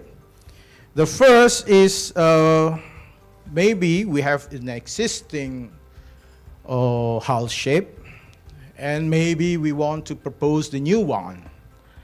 And then we try to create the model, and then we assess, especially for the acceleration response. What is acceleration response? Acceleration response occurred when some object have been shocked with the load that may generated the acceleration, some like the collision. Then this acceleration may injure the occupant because of this acceleration. That's why we have the criteria that this acceleration should not exceed the criteria. We call it combined acceleration ratio index. It's an IMO standard. If our lifeboat is passed, I think it's good for us to adopt this geometry, especially when this lifeboat or this tsunami lifeboat accept the load, especially for the collision load. And then after that, we are continue to evaluate to assess the structure strength. During the development of the tsunami lifeboat, the Japanese have some criteria that the tsunami lifeboat should be able to withstand the structure while it is dropped to the solid floor. So it means that we should drop it in a significant height that we are sure that the structure still okay, still fine within the drop test. So that's why we are trying to adopt this software or this methodology to assess this strength within the drop test. And nowadays, since the finite element is already have many kind of dummy model for the human, so they have the other criteria to assess the safety of the lifeboat. Not just using the car index, but they use the acceleration using the dummy model.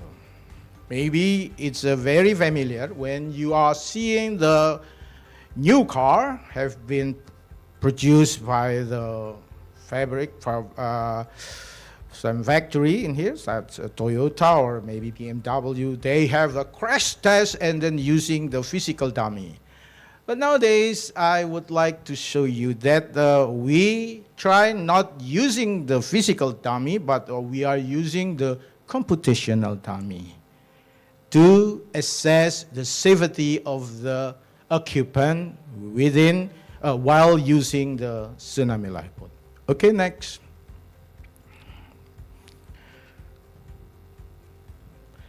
Yeah, this is the examples our research, our works in here. And in the left side, you can see that this is the evaluation of the structure strength. I tried to simulate the drop test of the tsunami lifeboat, the cone capsule. We are dropping in the significant height, maybe about 3 meters. And then secondly, in the middle, you can see that I tried to calculate or to assess by modeling the tsunami lifeboat drop test in a water surface. And the third one, we are trying to adopt the numerical dummy. In here, I adopted the hybrid rigid, the dummy hybrid 3 rigid model to try to estimate the occupant motion. Okay, next.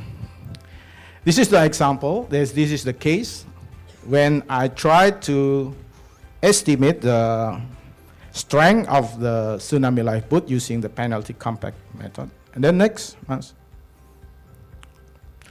And this is the simulation I will show you. Just play the video.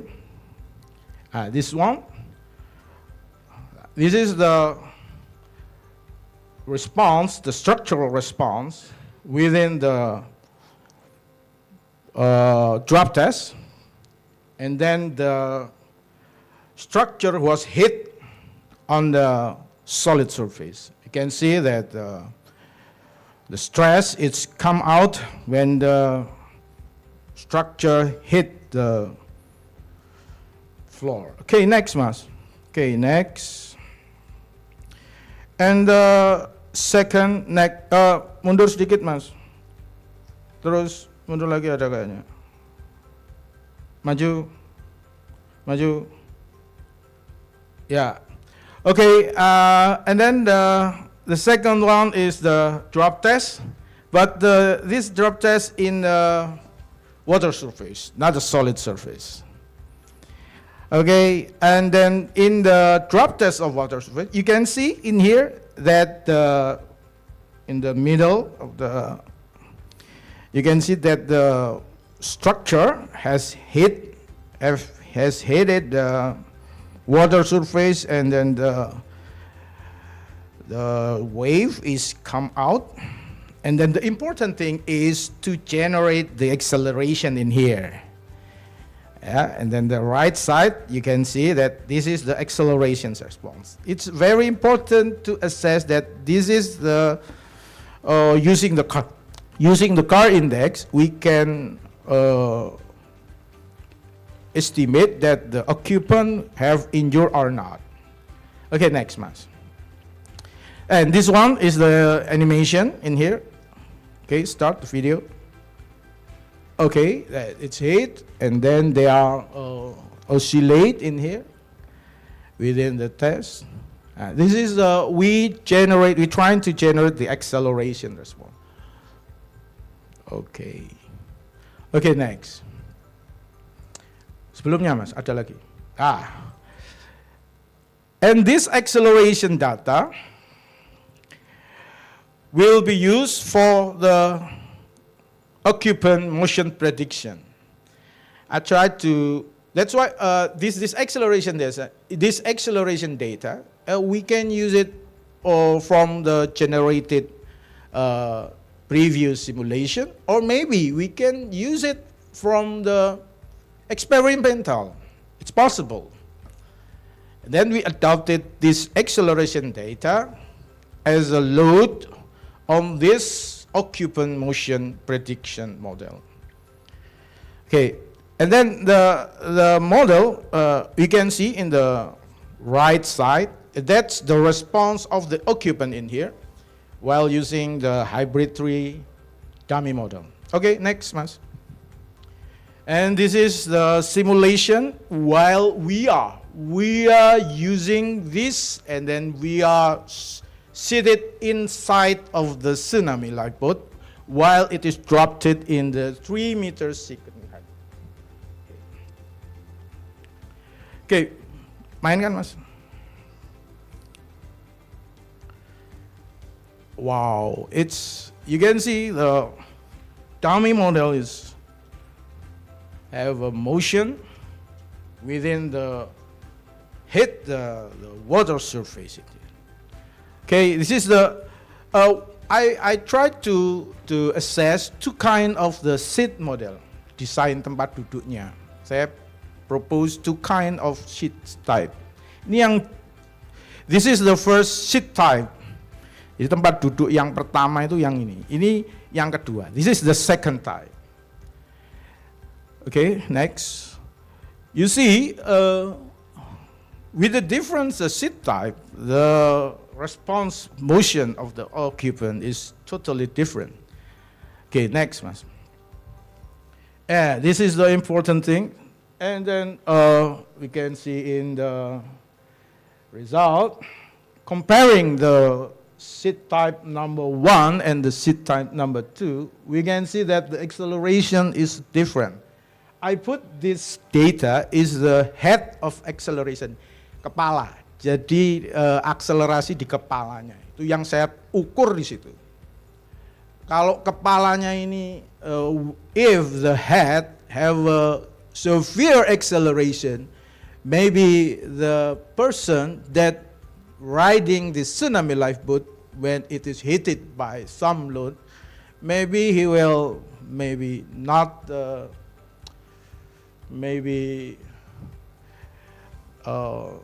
fracture, bone fracture, or maybe not missing his consciousness, maybe pingsan, yeah, because of the acceleration load.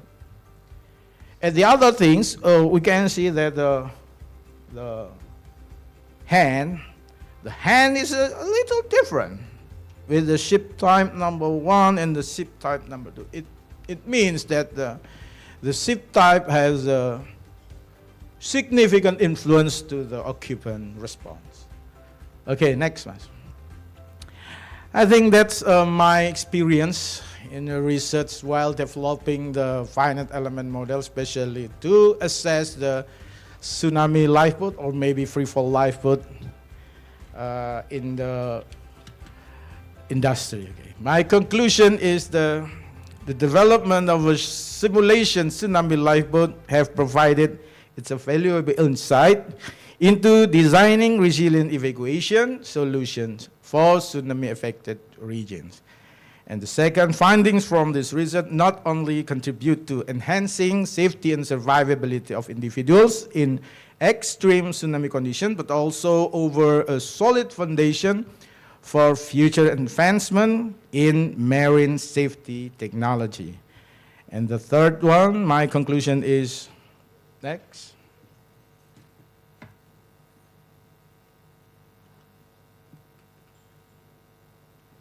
The future research will focus on refining design parameters and expanding the applicability of this methodology to further optimize the performance tsunami lifeboat in real-world scenario. Thank you very much. Wassalamualaikum warahmatullahi wabarakatuh. Thank you very much, Professor Zaki, for the great presentation. The second keynote speaker for the second plenary session is Professor Insinyur Silvianita, ST, MSc, PhD, IPU. She is a professor at the Institut Teknologi 10 November, Indonesia.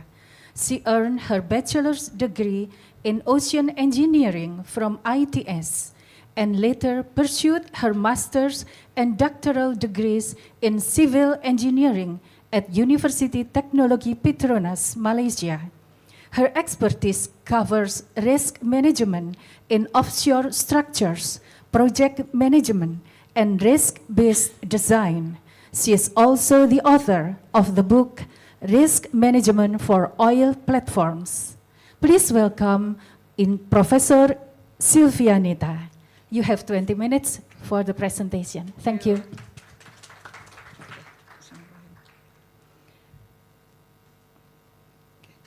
Bismillahirrahmanirrahim. Assalamualaikum warahmatullahi wabarakatuh, and very good morning.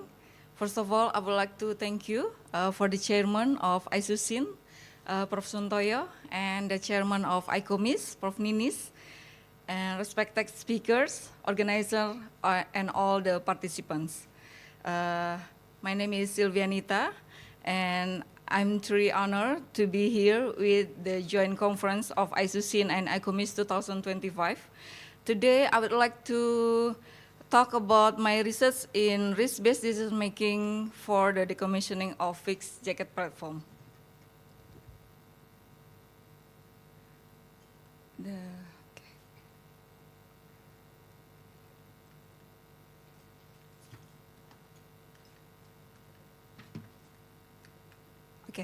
The outline of my presentation is first an introduction to offshore platform and decommissioning. The second outline is the concept of risk-based decision-making. The third is methodology.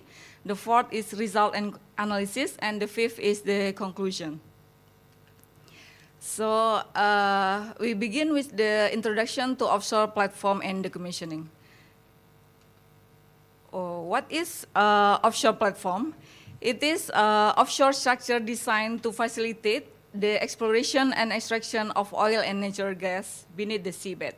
There are two types of offshore platform, which is fixed platform and the floating platform.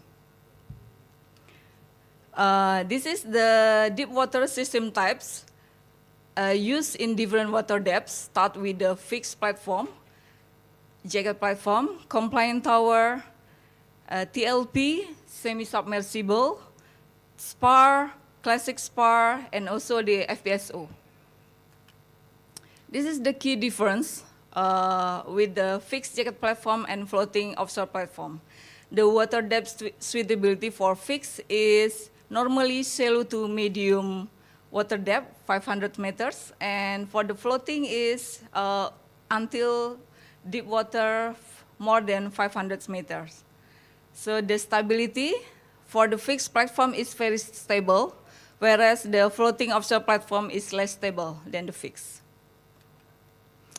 This is the floating structure types. They are semi-submersibles, FPSO, floating production, storage and offloading, spar, and then the TLP, tension leg platforms.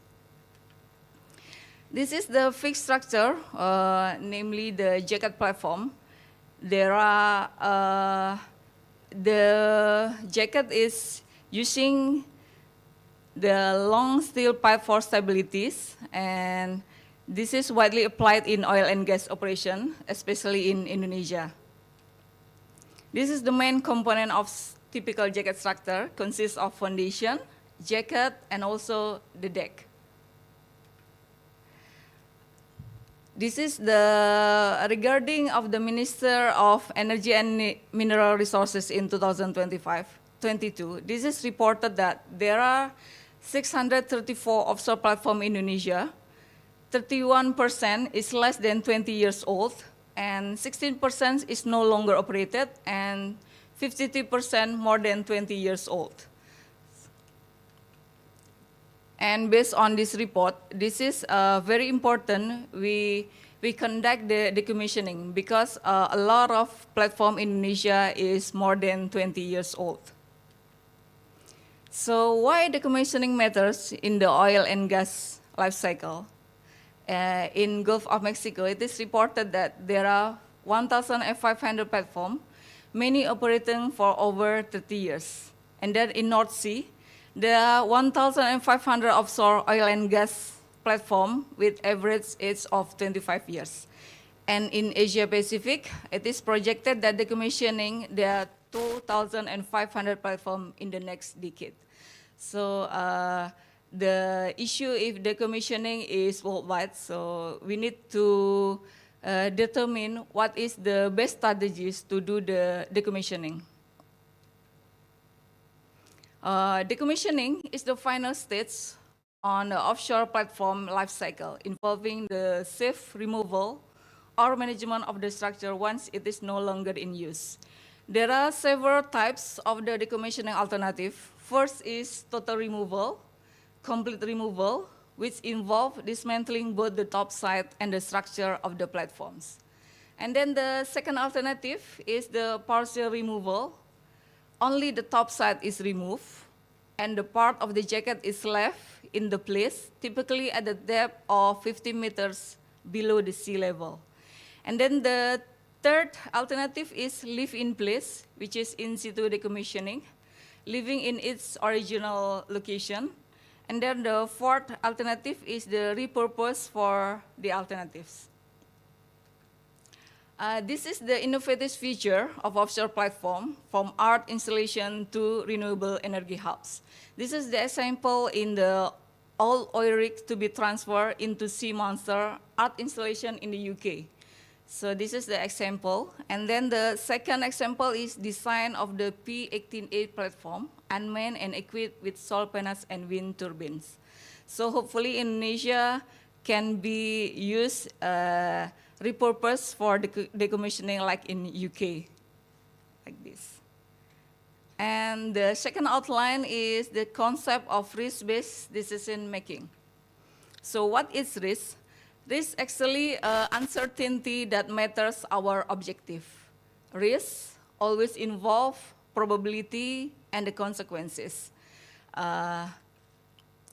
Developing an understanding of the risk is called risk analysis.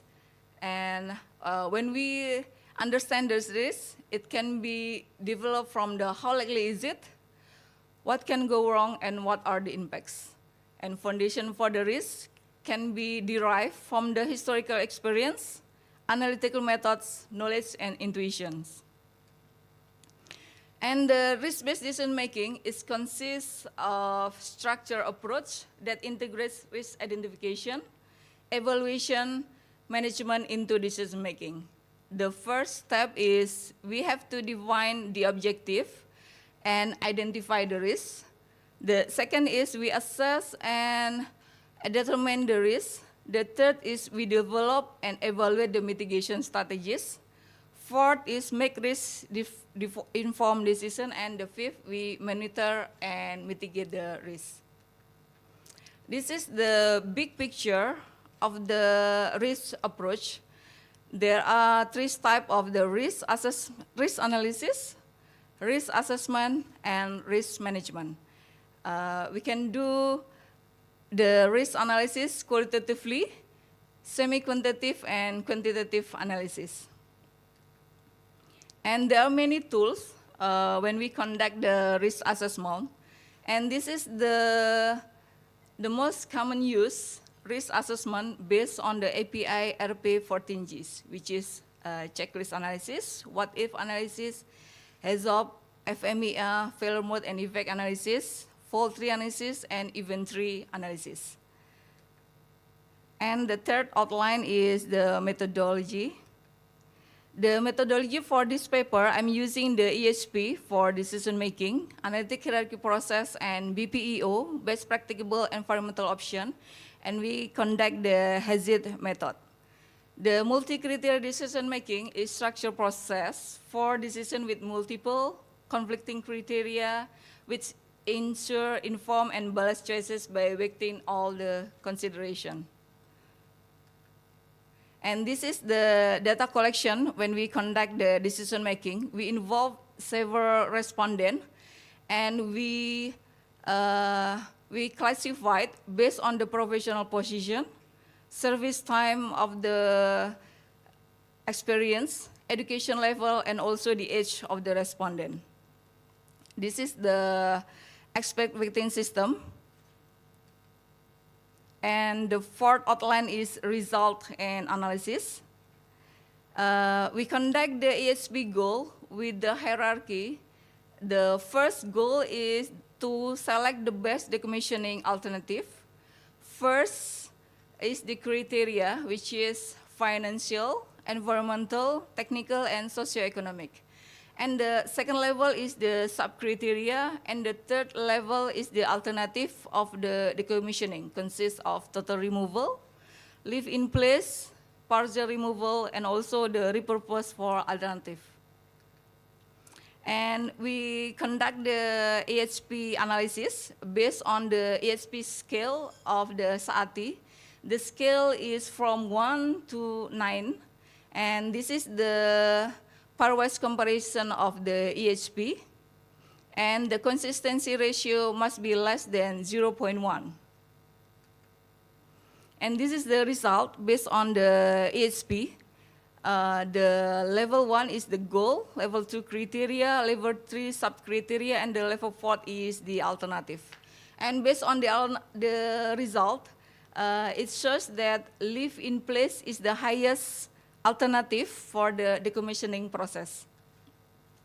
This is the sensitivity analysis. It shows that leave in place is the best for financial, environmental, and technical criteria, while the total removal is best if socioeconomic aspects are prioritized. And this is the spider graph. It shows that the leave in place has the largest area, best overall, excels in environmental aspect, and partial removal is strong in technical aspect, while the repurpose for alternative use is balanced in social economic aspect, and the total removal has the smallest area, lowest overall performance. And we also conduct the second methodology for decision making, which is best practicable environmental option, BPEO method. This study is to identification of potential option, to evaluate the option based on strategic consideration, environmental health and safety aspect, and the cost factor. The BPEO method uses 1 to 5 scale to weighting the factor for each criterion as follows. So scale 1 is minimal difference, scale 2 is noticeable difference, and 5th is the major difference between the best and worst option. This is the BPO result. The BPO assessment is evaluated for decommissioning alternative using 3 criteria: financial, environmental, and socioeconomic.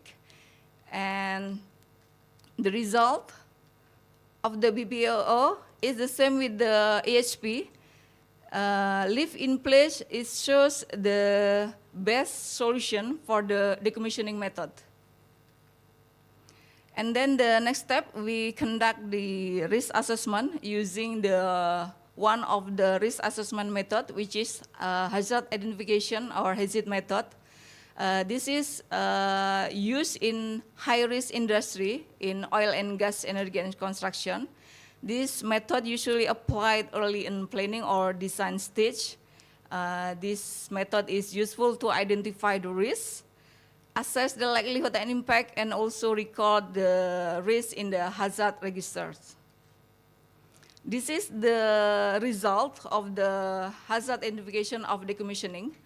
We identify the activity and the hazard of each activity of the decommissioning method.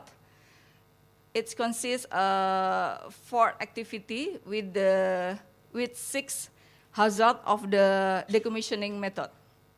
And this is the result of the risk matrix in decommissioning activity.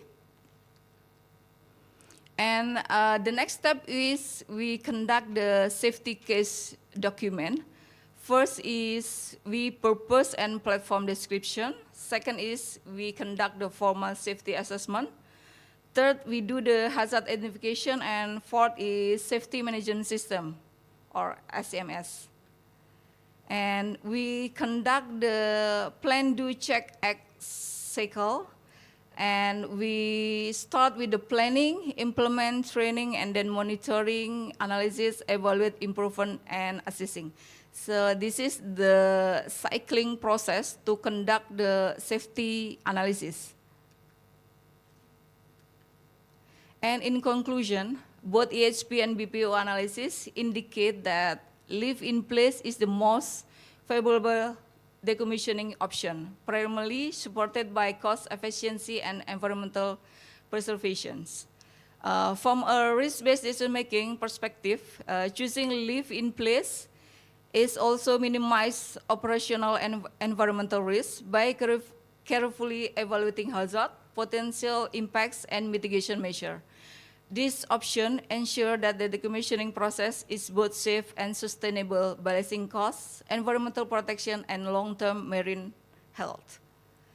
And this is my reference for this presentation.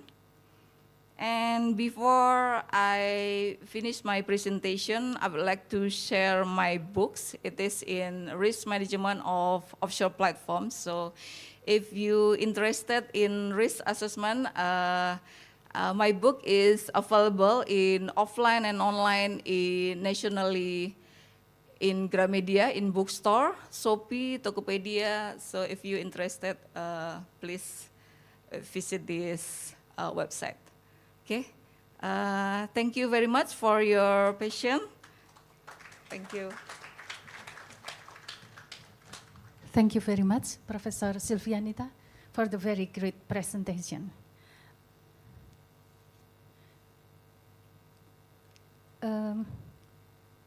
For the next keynote speakers, I would like to introduce Dr. Titut Harnani. She is a medical doctor, master in health.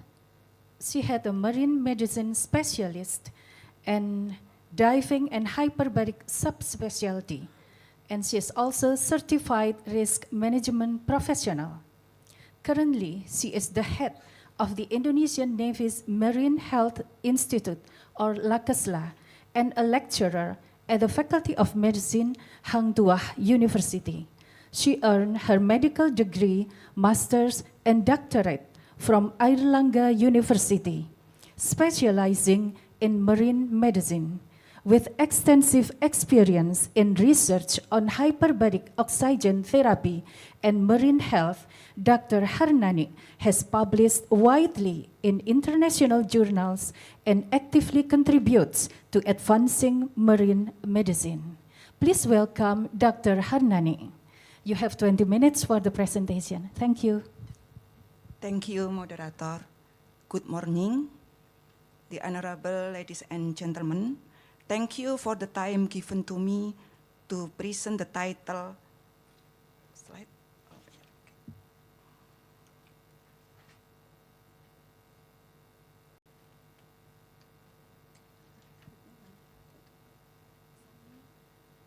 Slide.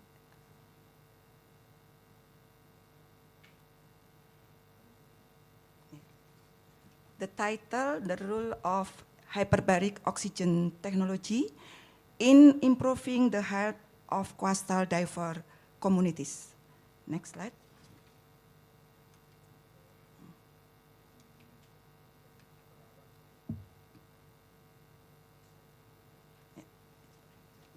We know Indonesia is maritime country, so that, next slide. So that there is a society called maritime community. Next slide. The maritime community is refers people, a group of people, rivers are connected with the sea. Who are there? Underwater worker community, worker communities above sea level, coastal communities, including coastal fishermen and traditional fishermen. Next slide.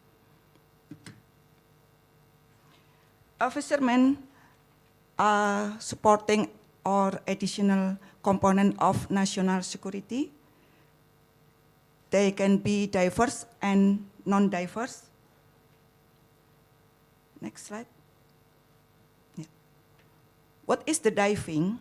The diving is an activity carried out at a pressure greater than 1 atmosphere absolute or ATA.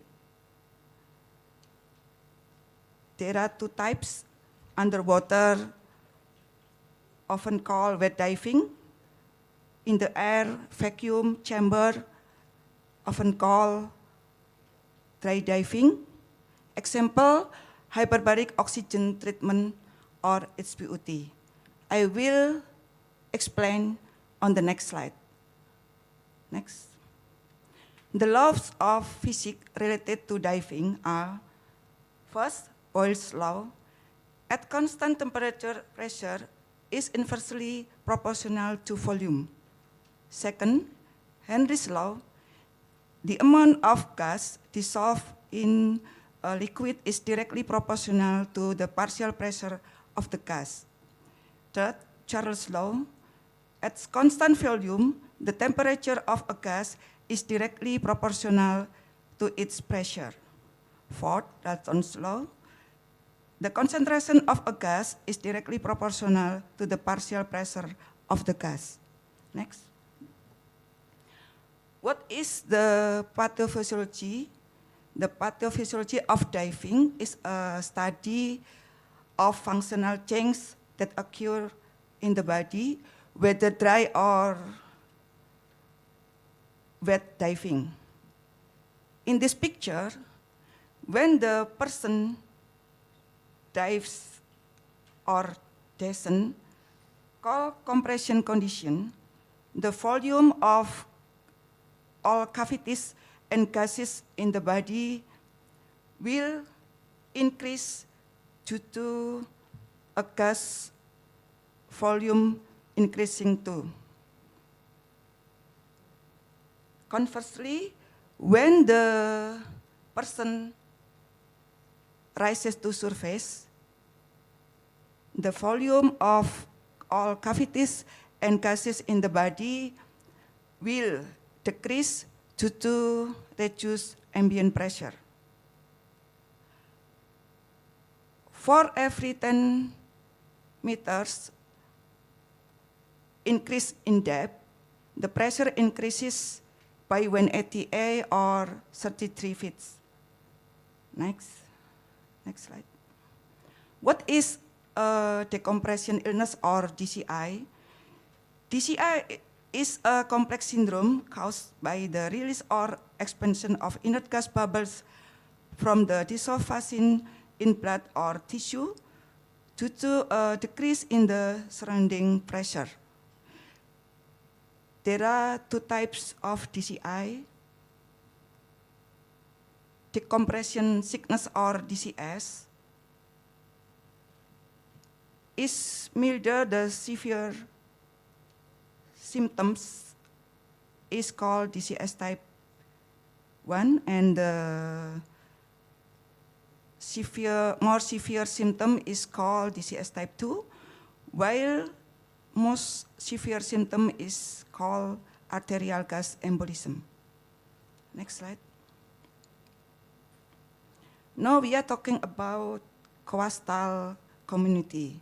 This is a picture, traditional divers, when they dive only using a mask and rubber hose. The length of rubber hose ranges 100 to 200 meters. Usually, they consist of 3 people, one who dives, another people operates the boat and compressor. The third holds a pipe of rubber hose. We can imagine if the rubber hose is folded, the hypoxia occurs, the damaged cell and necrosis cell. So, if there is a pipe folded, because the gas volume increasing rapidly too, the diver panics, and so it becomes the volume of gas and cavities in the body increasing rapidly too, and block the blood flow and trap in the tissue cell, having not time expelled by the body through respiratory expiration. So hypoxia and DCI occurs, causing the symptoms and complaints of disease. Next. The risk of diving illnesses are all associated hypoxia, such as decompression sickness or DCS, gas intoxication, and barotrauma. Disease can be result disability and death. Next. Next slide. What is hyperbaric oxygen therapy or HBOT? HBOT is therapy wherein the patient breathes air nearly 100% oxygen in the high pressure room. HBOT can be constructed from various materials. Soft chamber, these are made of flexible materials such as polyurethane and canvas. They are lightweight and easy to transport and can be transported by helicopter, often used search and rescue in disaster. And hard chamber, they are made of from rigid materials such as steel and acrylic. They are stronger and can be withstand higher pressure, so making them suitable for more intensive therapy. Next.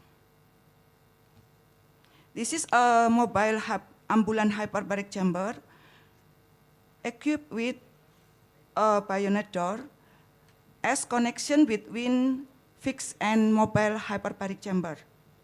If there is a victim from DCI, we can provide immediate treatment at the scene using ambulant hyperbaric chamber to prevent worst case. And next slide. How is therapeutic procedure of HBOT? The patient enters the chamber, receive air pressure between 1.3 and 3 ATA to equalize the surrounding environment and enhance nearly 100% oxygen to the mass. Next. Yeah. How HPUT system works? HPUT have several components. Air compressor is main component. Air compression works by sucking air from the surrounding environment to compressing it into high pressure air and flowing it into the filter, removing contaminants and compressing it for storage in air tank. Fire suppression system, it is a crucial component for to maintain safety inside the chamber. And oxygen supply system can be oxygen generator. So the cooling system consists of chiller unit to maintain comfort inside the chamber. And pressure control panel is a most crucial component that regulates decrease and increase pressure smoothly and safely inside the chamber. Next. Let's see how oxygen generator system works. The next videos. Next.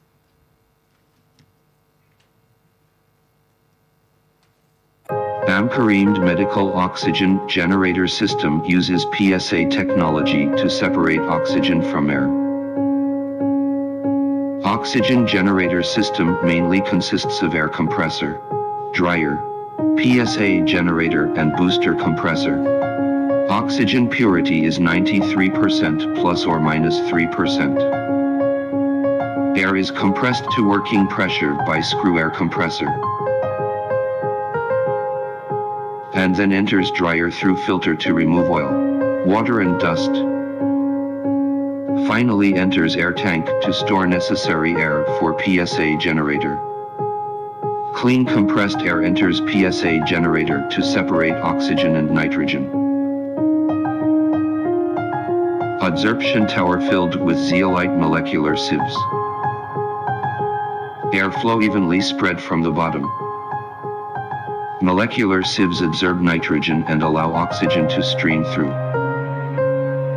Adsorbent releases the impurities, mainly nitrogen, to complete adsorbent regeneration.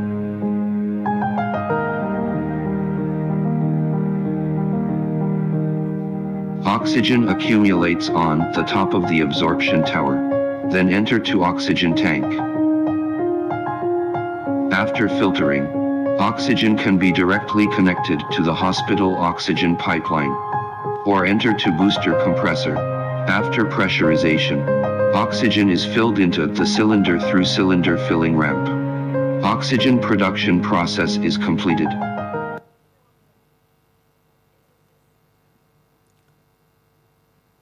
Next slide. The mechanism of air compressor between HPUT system and oxygen generator system is similar. And now we're talking about HPUT mechanism. And normal condition without HPUT, the gas and oxygen spread off the body through diffusion process. If there is narrowing blood vessel, the oxygen cannot diffuse to the body and hypoxia occurs, cell damage and cell death. But with HPUT, there is narrowing, even though there is narrowing blood vessel, the oxygen can still diffuse. So the hypoxia and damaged cell can be prevented and treated. Next slide. This is the picture HPUT for DCS type 1. We use treatment table 5 US Navy. In this picture, the green color indicates when the patient breathing air, breathing oxygen, and white color indicates the patient breathing air. Next slide. This is for HPUT for DCS type 1. We use treatment table 6 US Navy. Next. This is a picture HPUT for arterial gas embolism. We use treatment table 6A US Navy.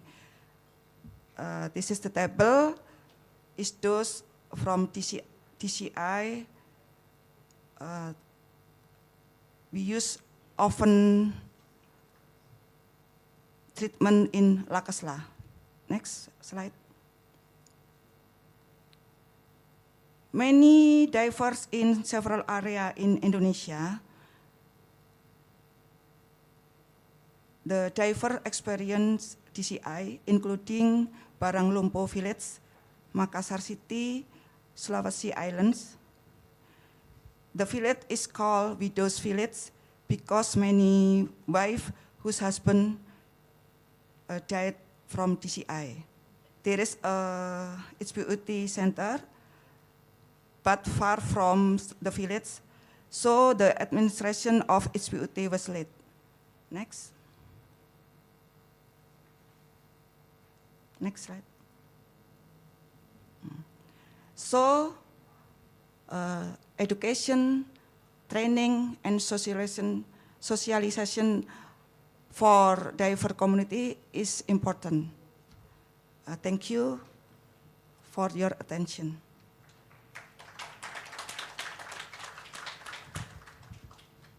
Thank you very much for the 3 keynote speakers.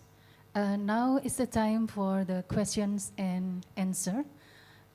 I would like to invite all the participants, all the distinguished guests to ask questions to the keynote speakers.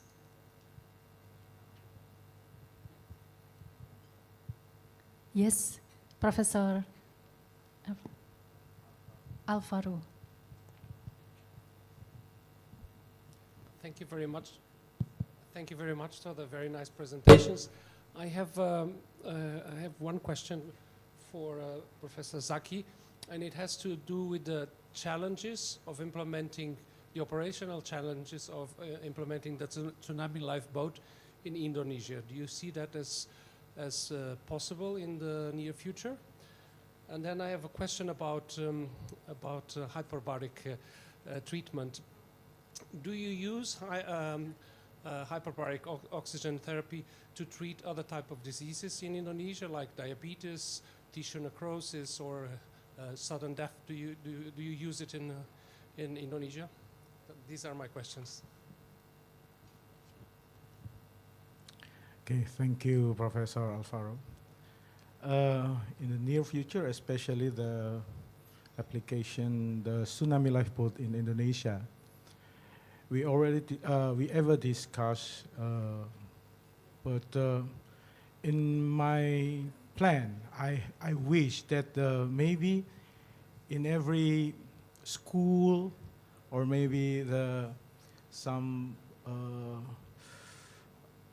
community like kampung in Indonesia, I wish they have this kind of life-saving appliance like tsunami lifeboat when they are living in a near coastal that have a potential to have this kind of disaster.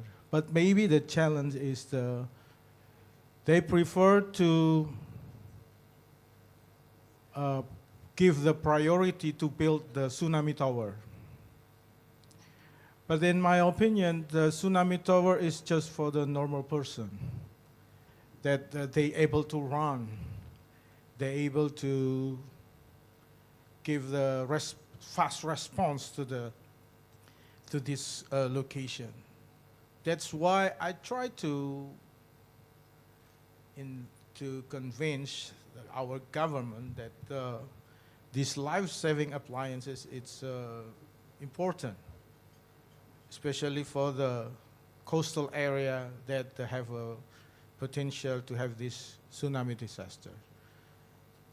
But until now, they still not have any interest because the price maybe also, because this unit maybe because they're able to withstand a severe load and something such complicated structure maybe. That's why not cheap. It's not a cheap. For example, as a reference, we have the free-fall lifeboat in the shipbuilding.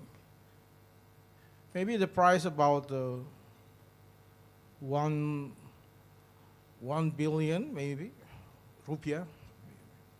That's why it's not still have a priority.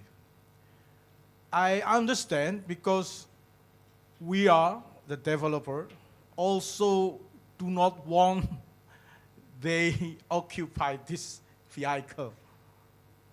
Maybe the same with the lifeboat developer. They don't want these appliances will be used by the customer because if we use this one, it means that we have this disaster. That's the point, I think. And our government still have a priority to develop the blue economy, to give the added value for the people. To eat, it's a primary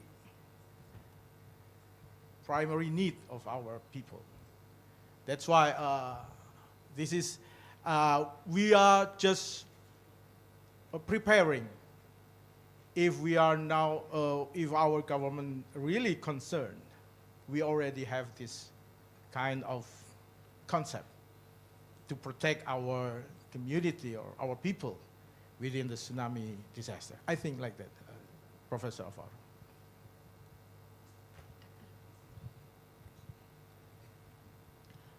Thank you, Prof. In Indonesia, we had been used hyperbaric chamber since 1980 years. At first, HPUT was used for diving case. In its development in Indonesia, we use for clinical case and even fitness and beauty. In my office, the most of cases in Lakesla are diabetic gangrene and CVA attack or stroke. And several areas in Indonesia, we know the diver community experience in DCI. And the people of Indonesia, the most of life, mata pencarian tuh.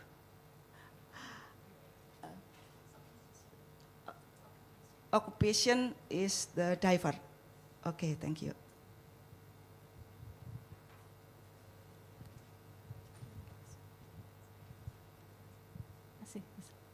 Maybe one more question. Dr. Dewi.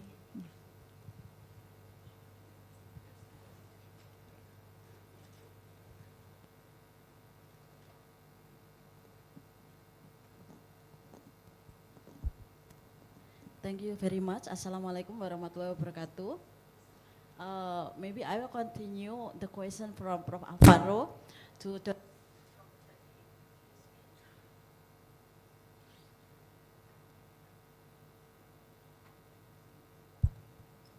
Excuse me, Prof. Zaki. Thank you for the material. I am so excited because you find a tool for the people in the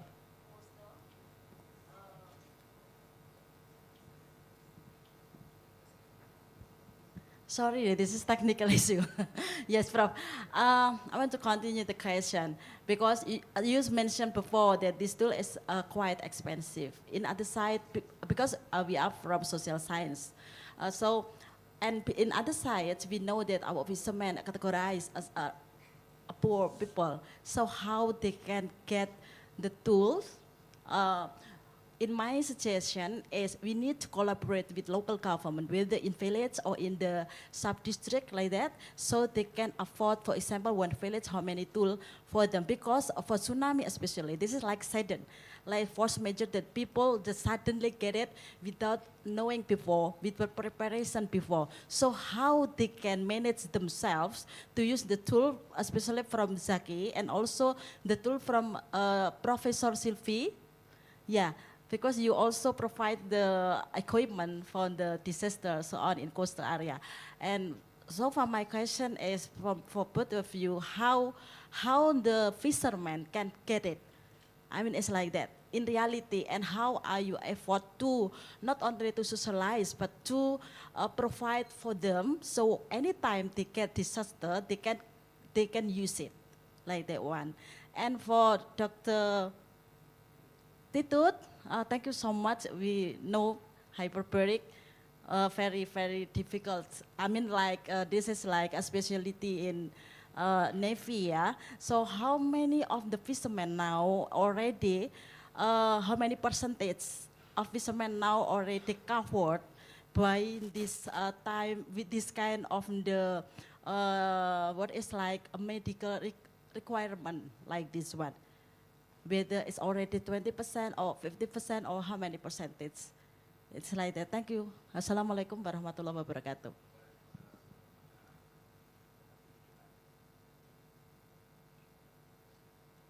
Okay, thank you for the question. Yes, the first idea to develop this kind of vehicle or we try to protect, especially for the community such the school, kindergarten school, and maybe for the family, small family. However, the main problem is when we are trying to discuss with the government or maybe some investor or maybe some funder. The problem is maybe the tsunami is not happen between a small period. As we know, until now, from the Aceh disaster, from now on, maybe almost more than 10 years, and there are no tsunami. That's why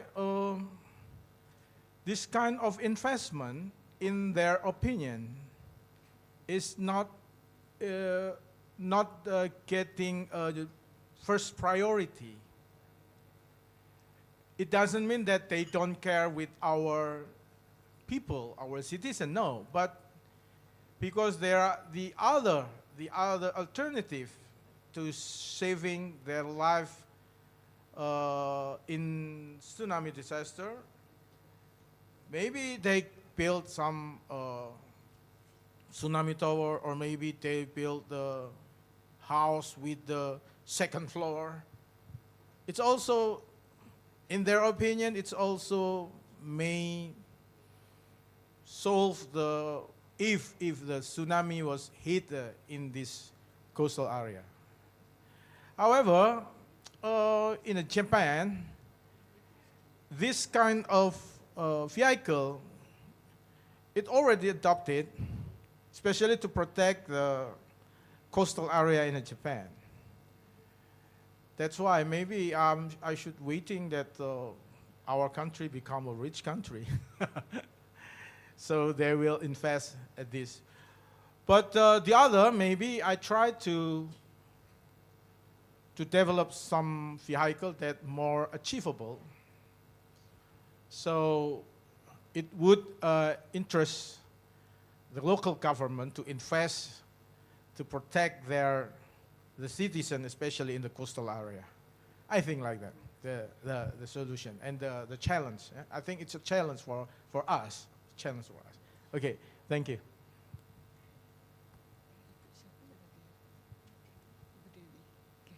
Okay, thank you very much, Ibu Devi, for the questions. I think when we conduct the risk assessment with the fishermen, we have to collect the information. We do the brainstorming with the fishermen, and then we do the brainstorming with the local government, and we identify the risks in the shore with the fishermen. What are their hazards that the fishermen is to do? So we do the assess the risk, and then we determine the risk level, and then we do the control measure. I think we have to involve the government. Thank you very much.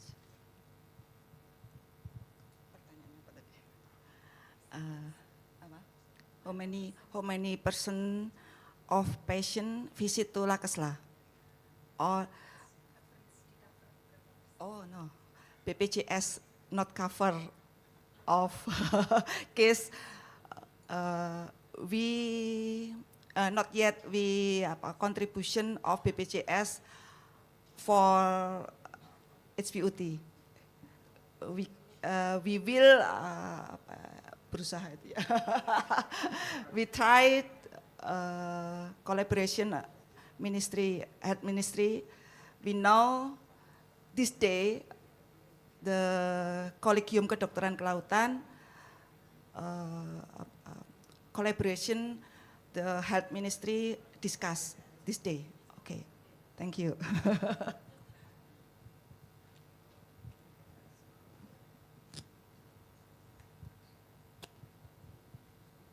Thank you very much for the three distinguished keynote speakers. And because we are at the end of the time, so this session will be ended. Thank you very much for the questions, and I hope you can access the material from the link that is provided by the committee. Thank you. Please, you can leave the stage. Thank you. Thank you very much to all the keynote speakers. Please give a big round of applause. Please, to all the keynote speakers, stay in front to receive the plaque from the committee. So may I kindly invite Professor Ninis Trisyani as Chairman of ICOMES 2025, Professor Nurul, Vice Chairman of ICOMES, and Professor Suntoyo as Chairman of ISOCEEN 2025 to please come forward and present the plaque. I invite all of the speakers to stay in front of the stage to receive the plaque of appreciation from the community.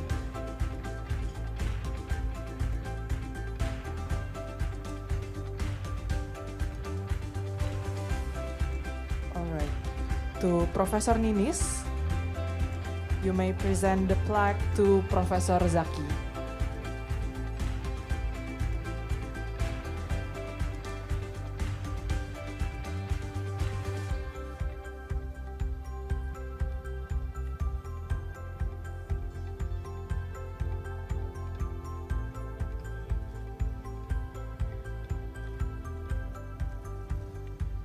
Thank you very much to Professor Nurul. You can present the plaque to Professor Sylvie.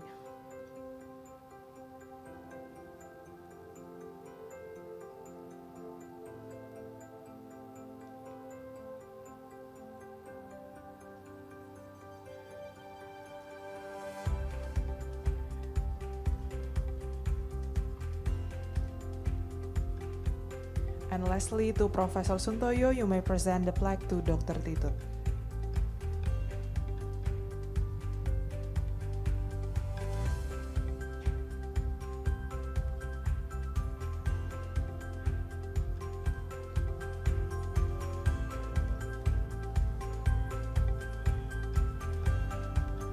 Thank you very much. You may gather in the center of the stage to take a group photo together. And to the moderator, Dr. Winta, you may come front for the group photo sessions.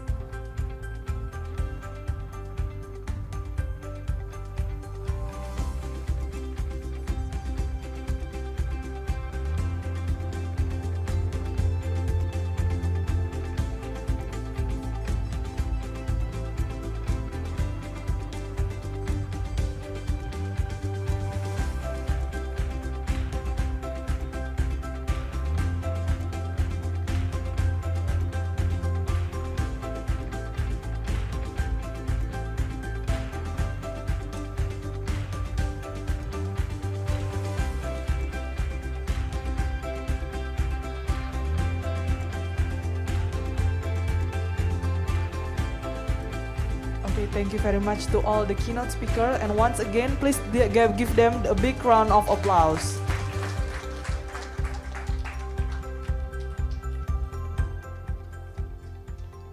All right, ladies and gentlemen, allow me to give a short briefing for the parallel session. First, participants will be divided into several rooms, both offline and online. The details can be found in the program book or on our website. For the first parallel room will be a ballroom 1. For the second parallel room will be on ballroom 2. For the third parallel room will be on ballroom 3. For the fourth parallel room will be on floor 1 Nusantara 5. For the fifth and sixth parallel room will be at online Zoom, and the link you can check at the program book. Each room will have one moderator and one liaison officer. If you encounter any difficulties, please feel free to approach our committee. And don't forget, all participants are expected to return here for the closing session. And next, we will have a lunch and short break, and lunch will be provided at the designated area. And for the Friday prayer, you may go to multifunction room at the F floor. Presenter may go directly to their assigned room for the parallel sessions, which will start at 1 p.m. Thank you, ladies and gentlemen. Please enjoy the lunch and coffee break.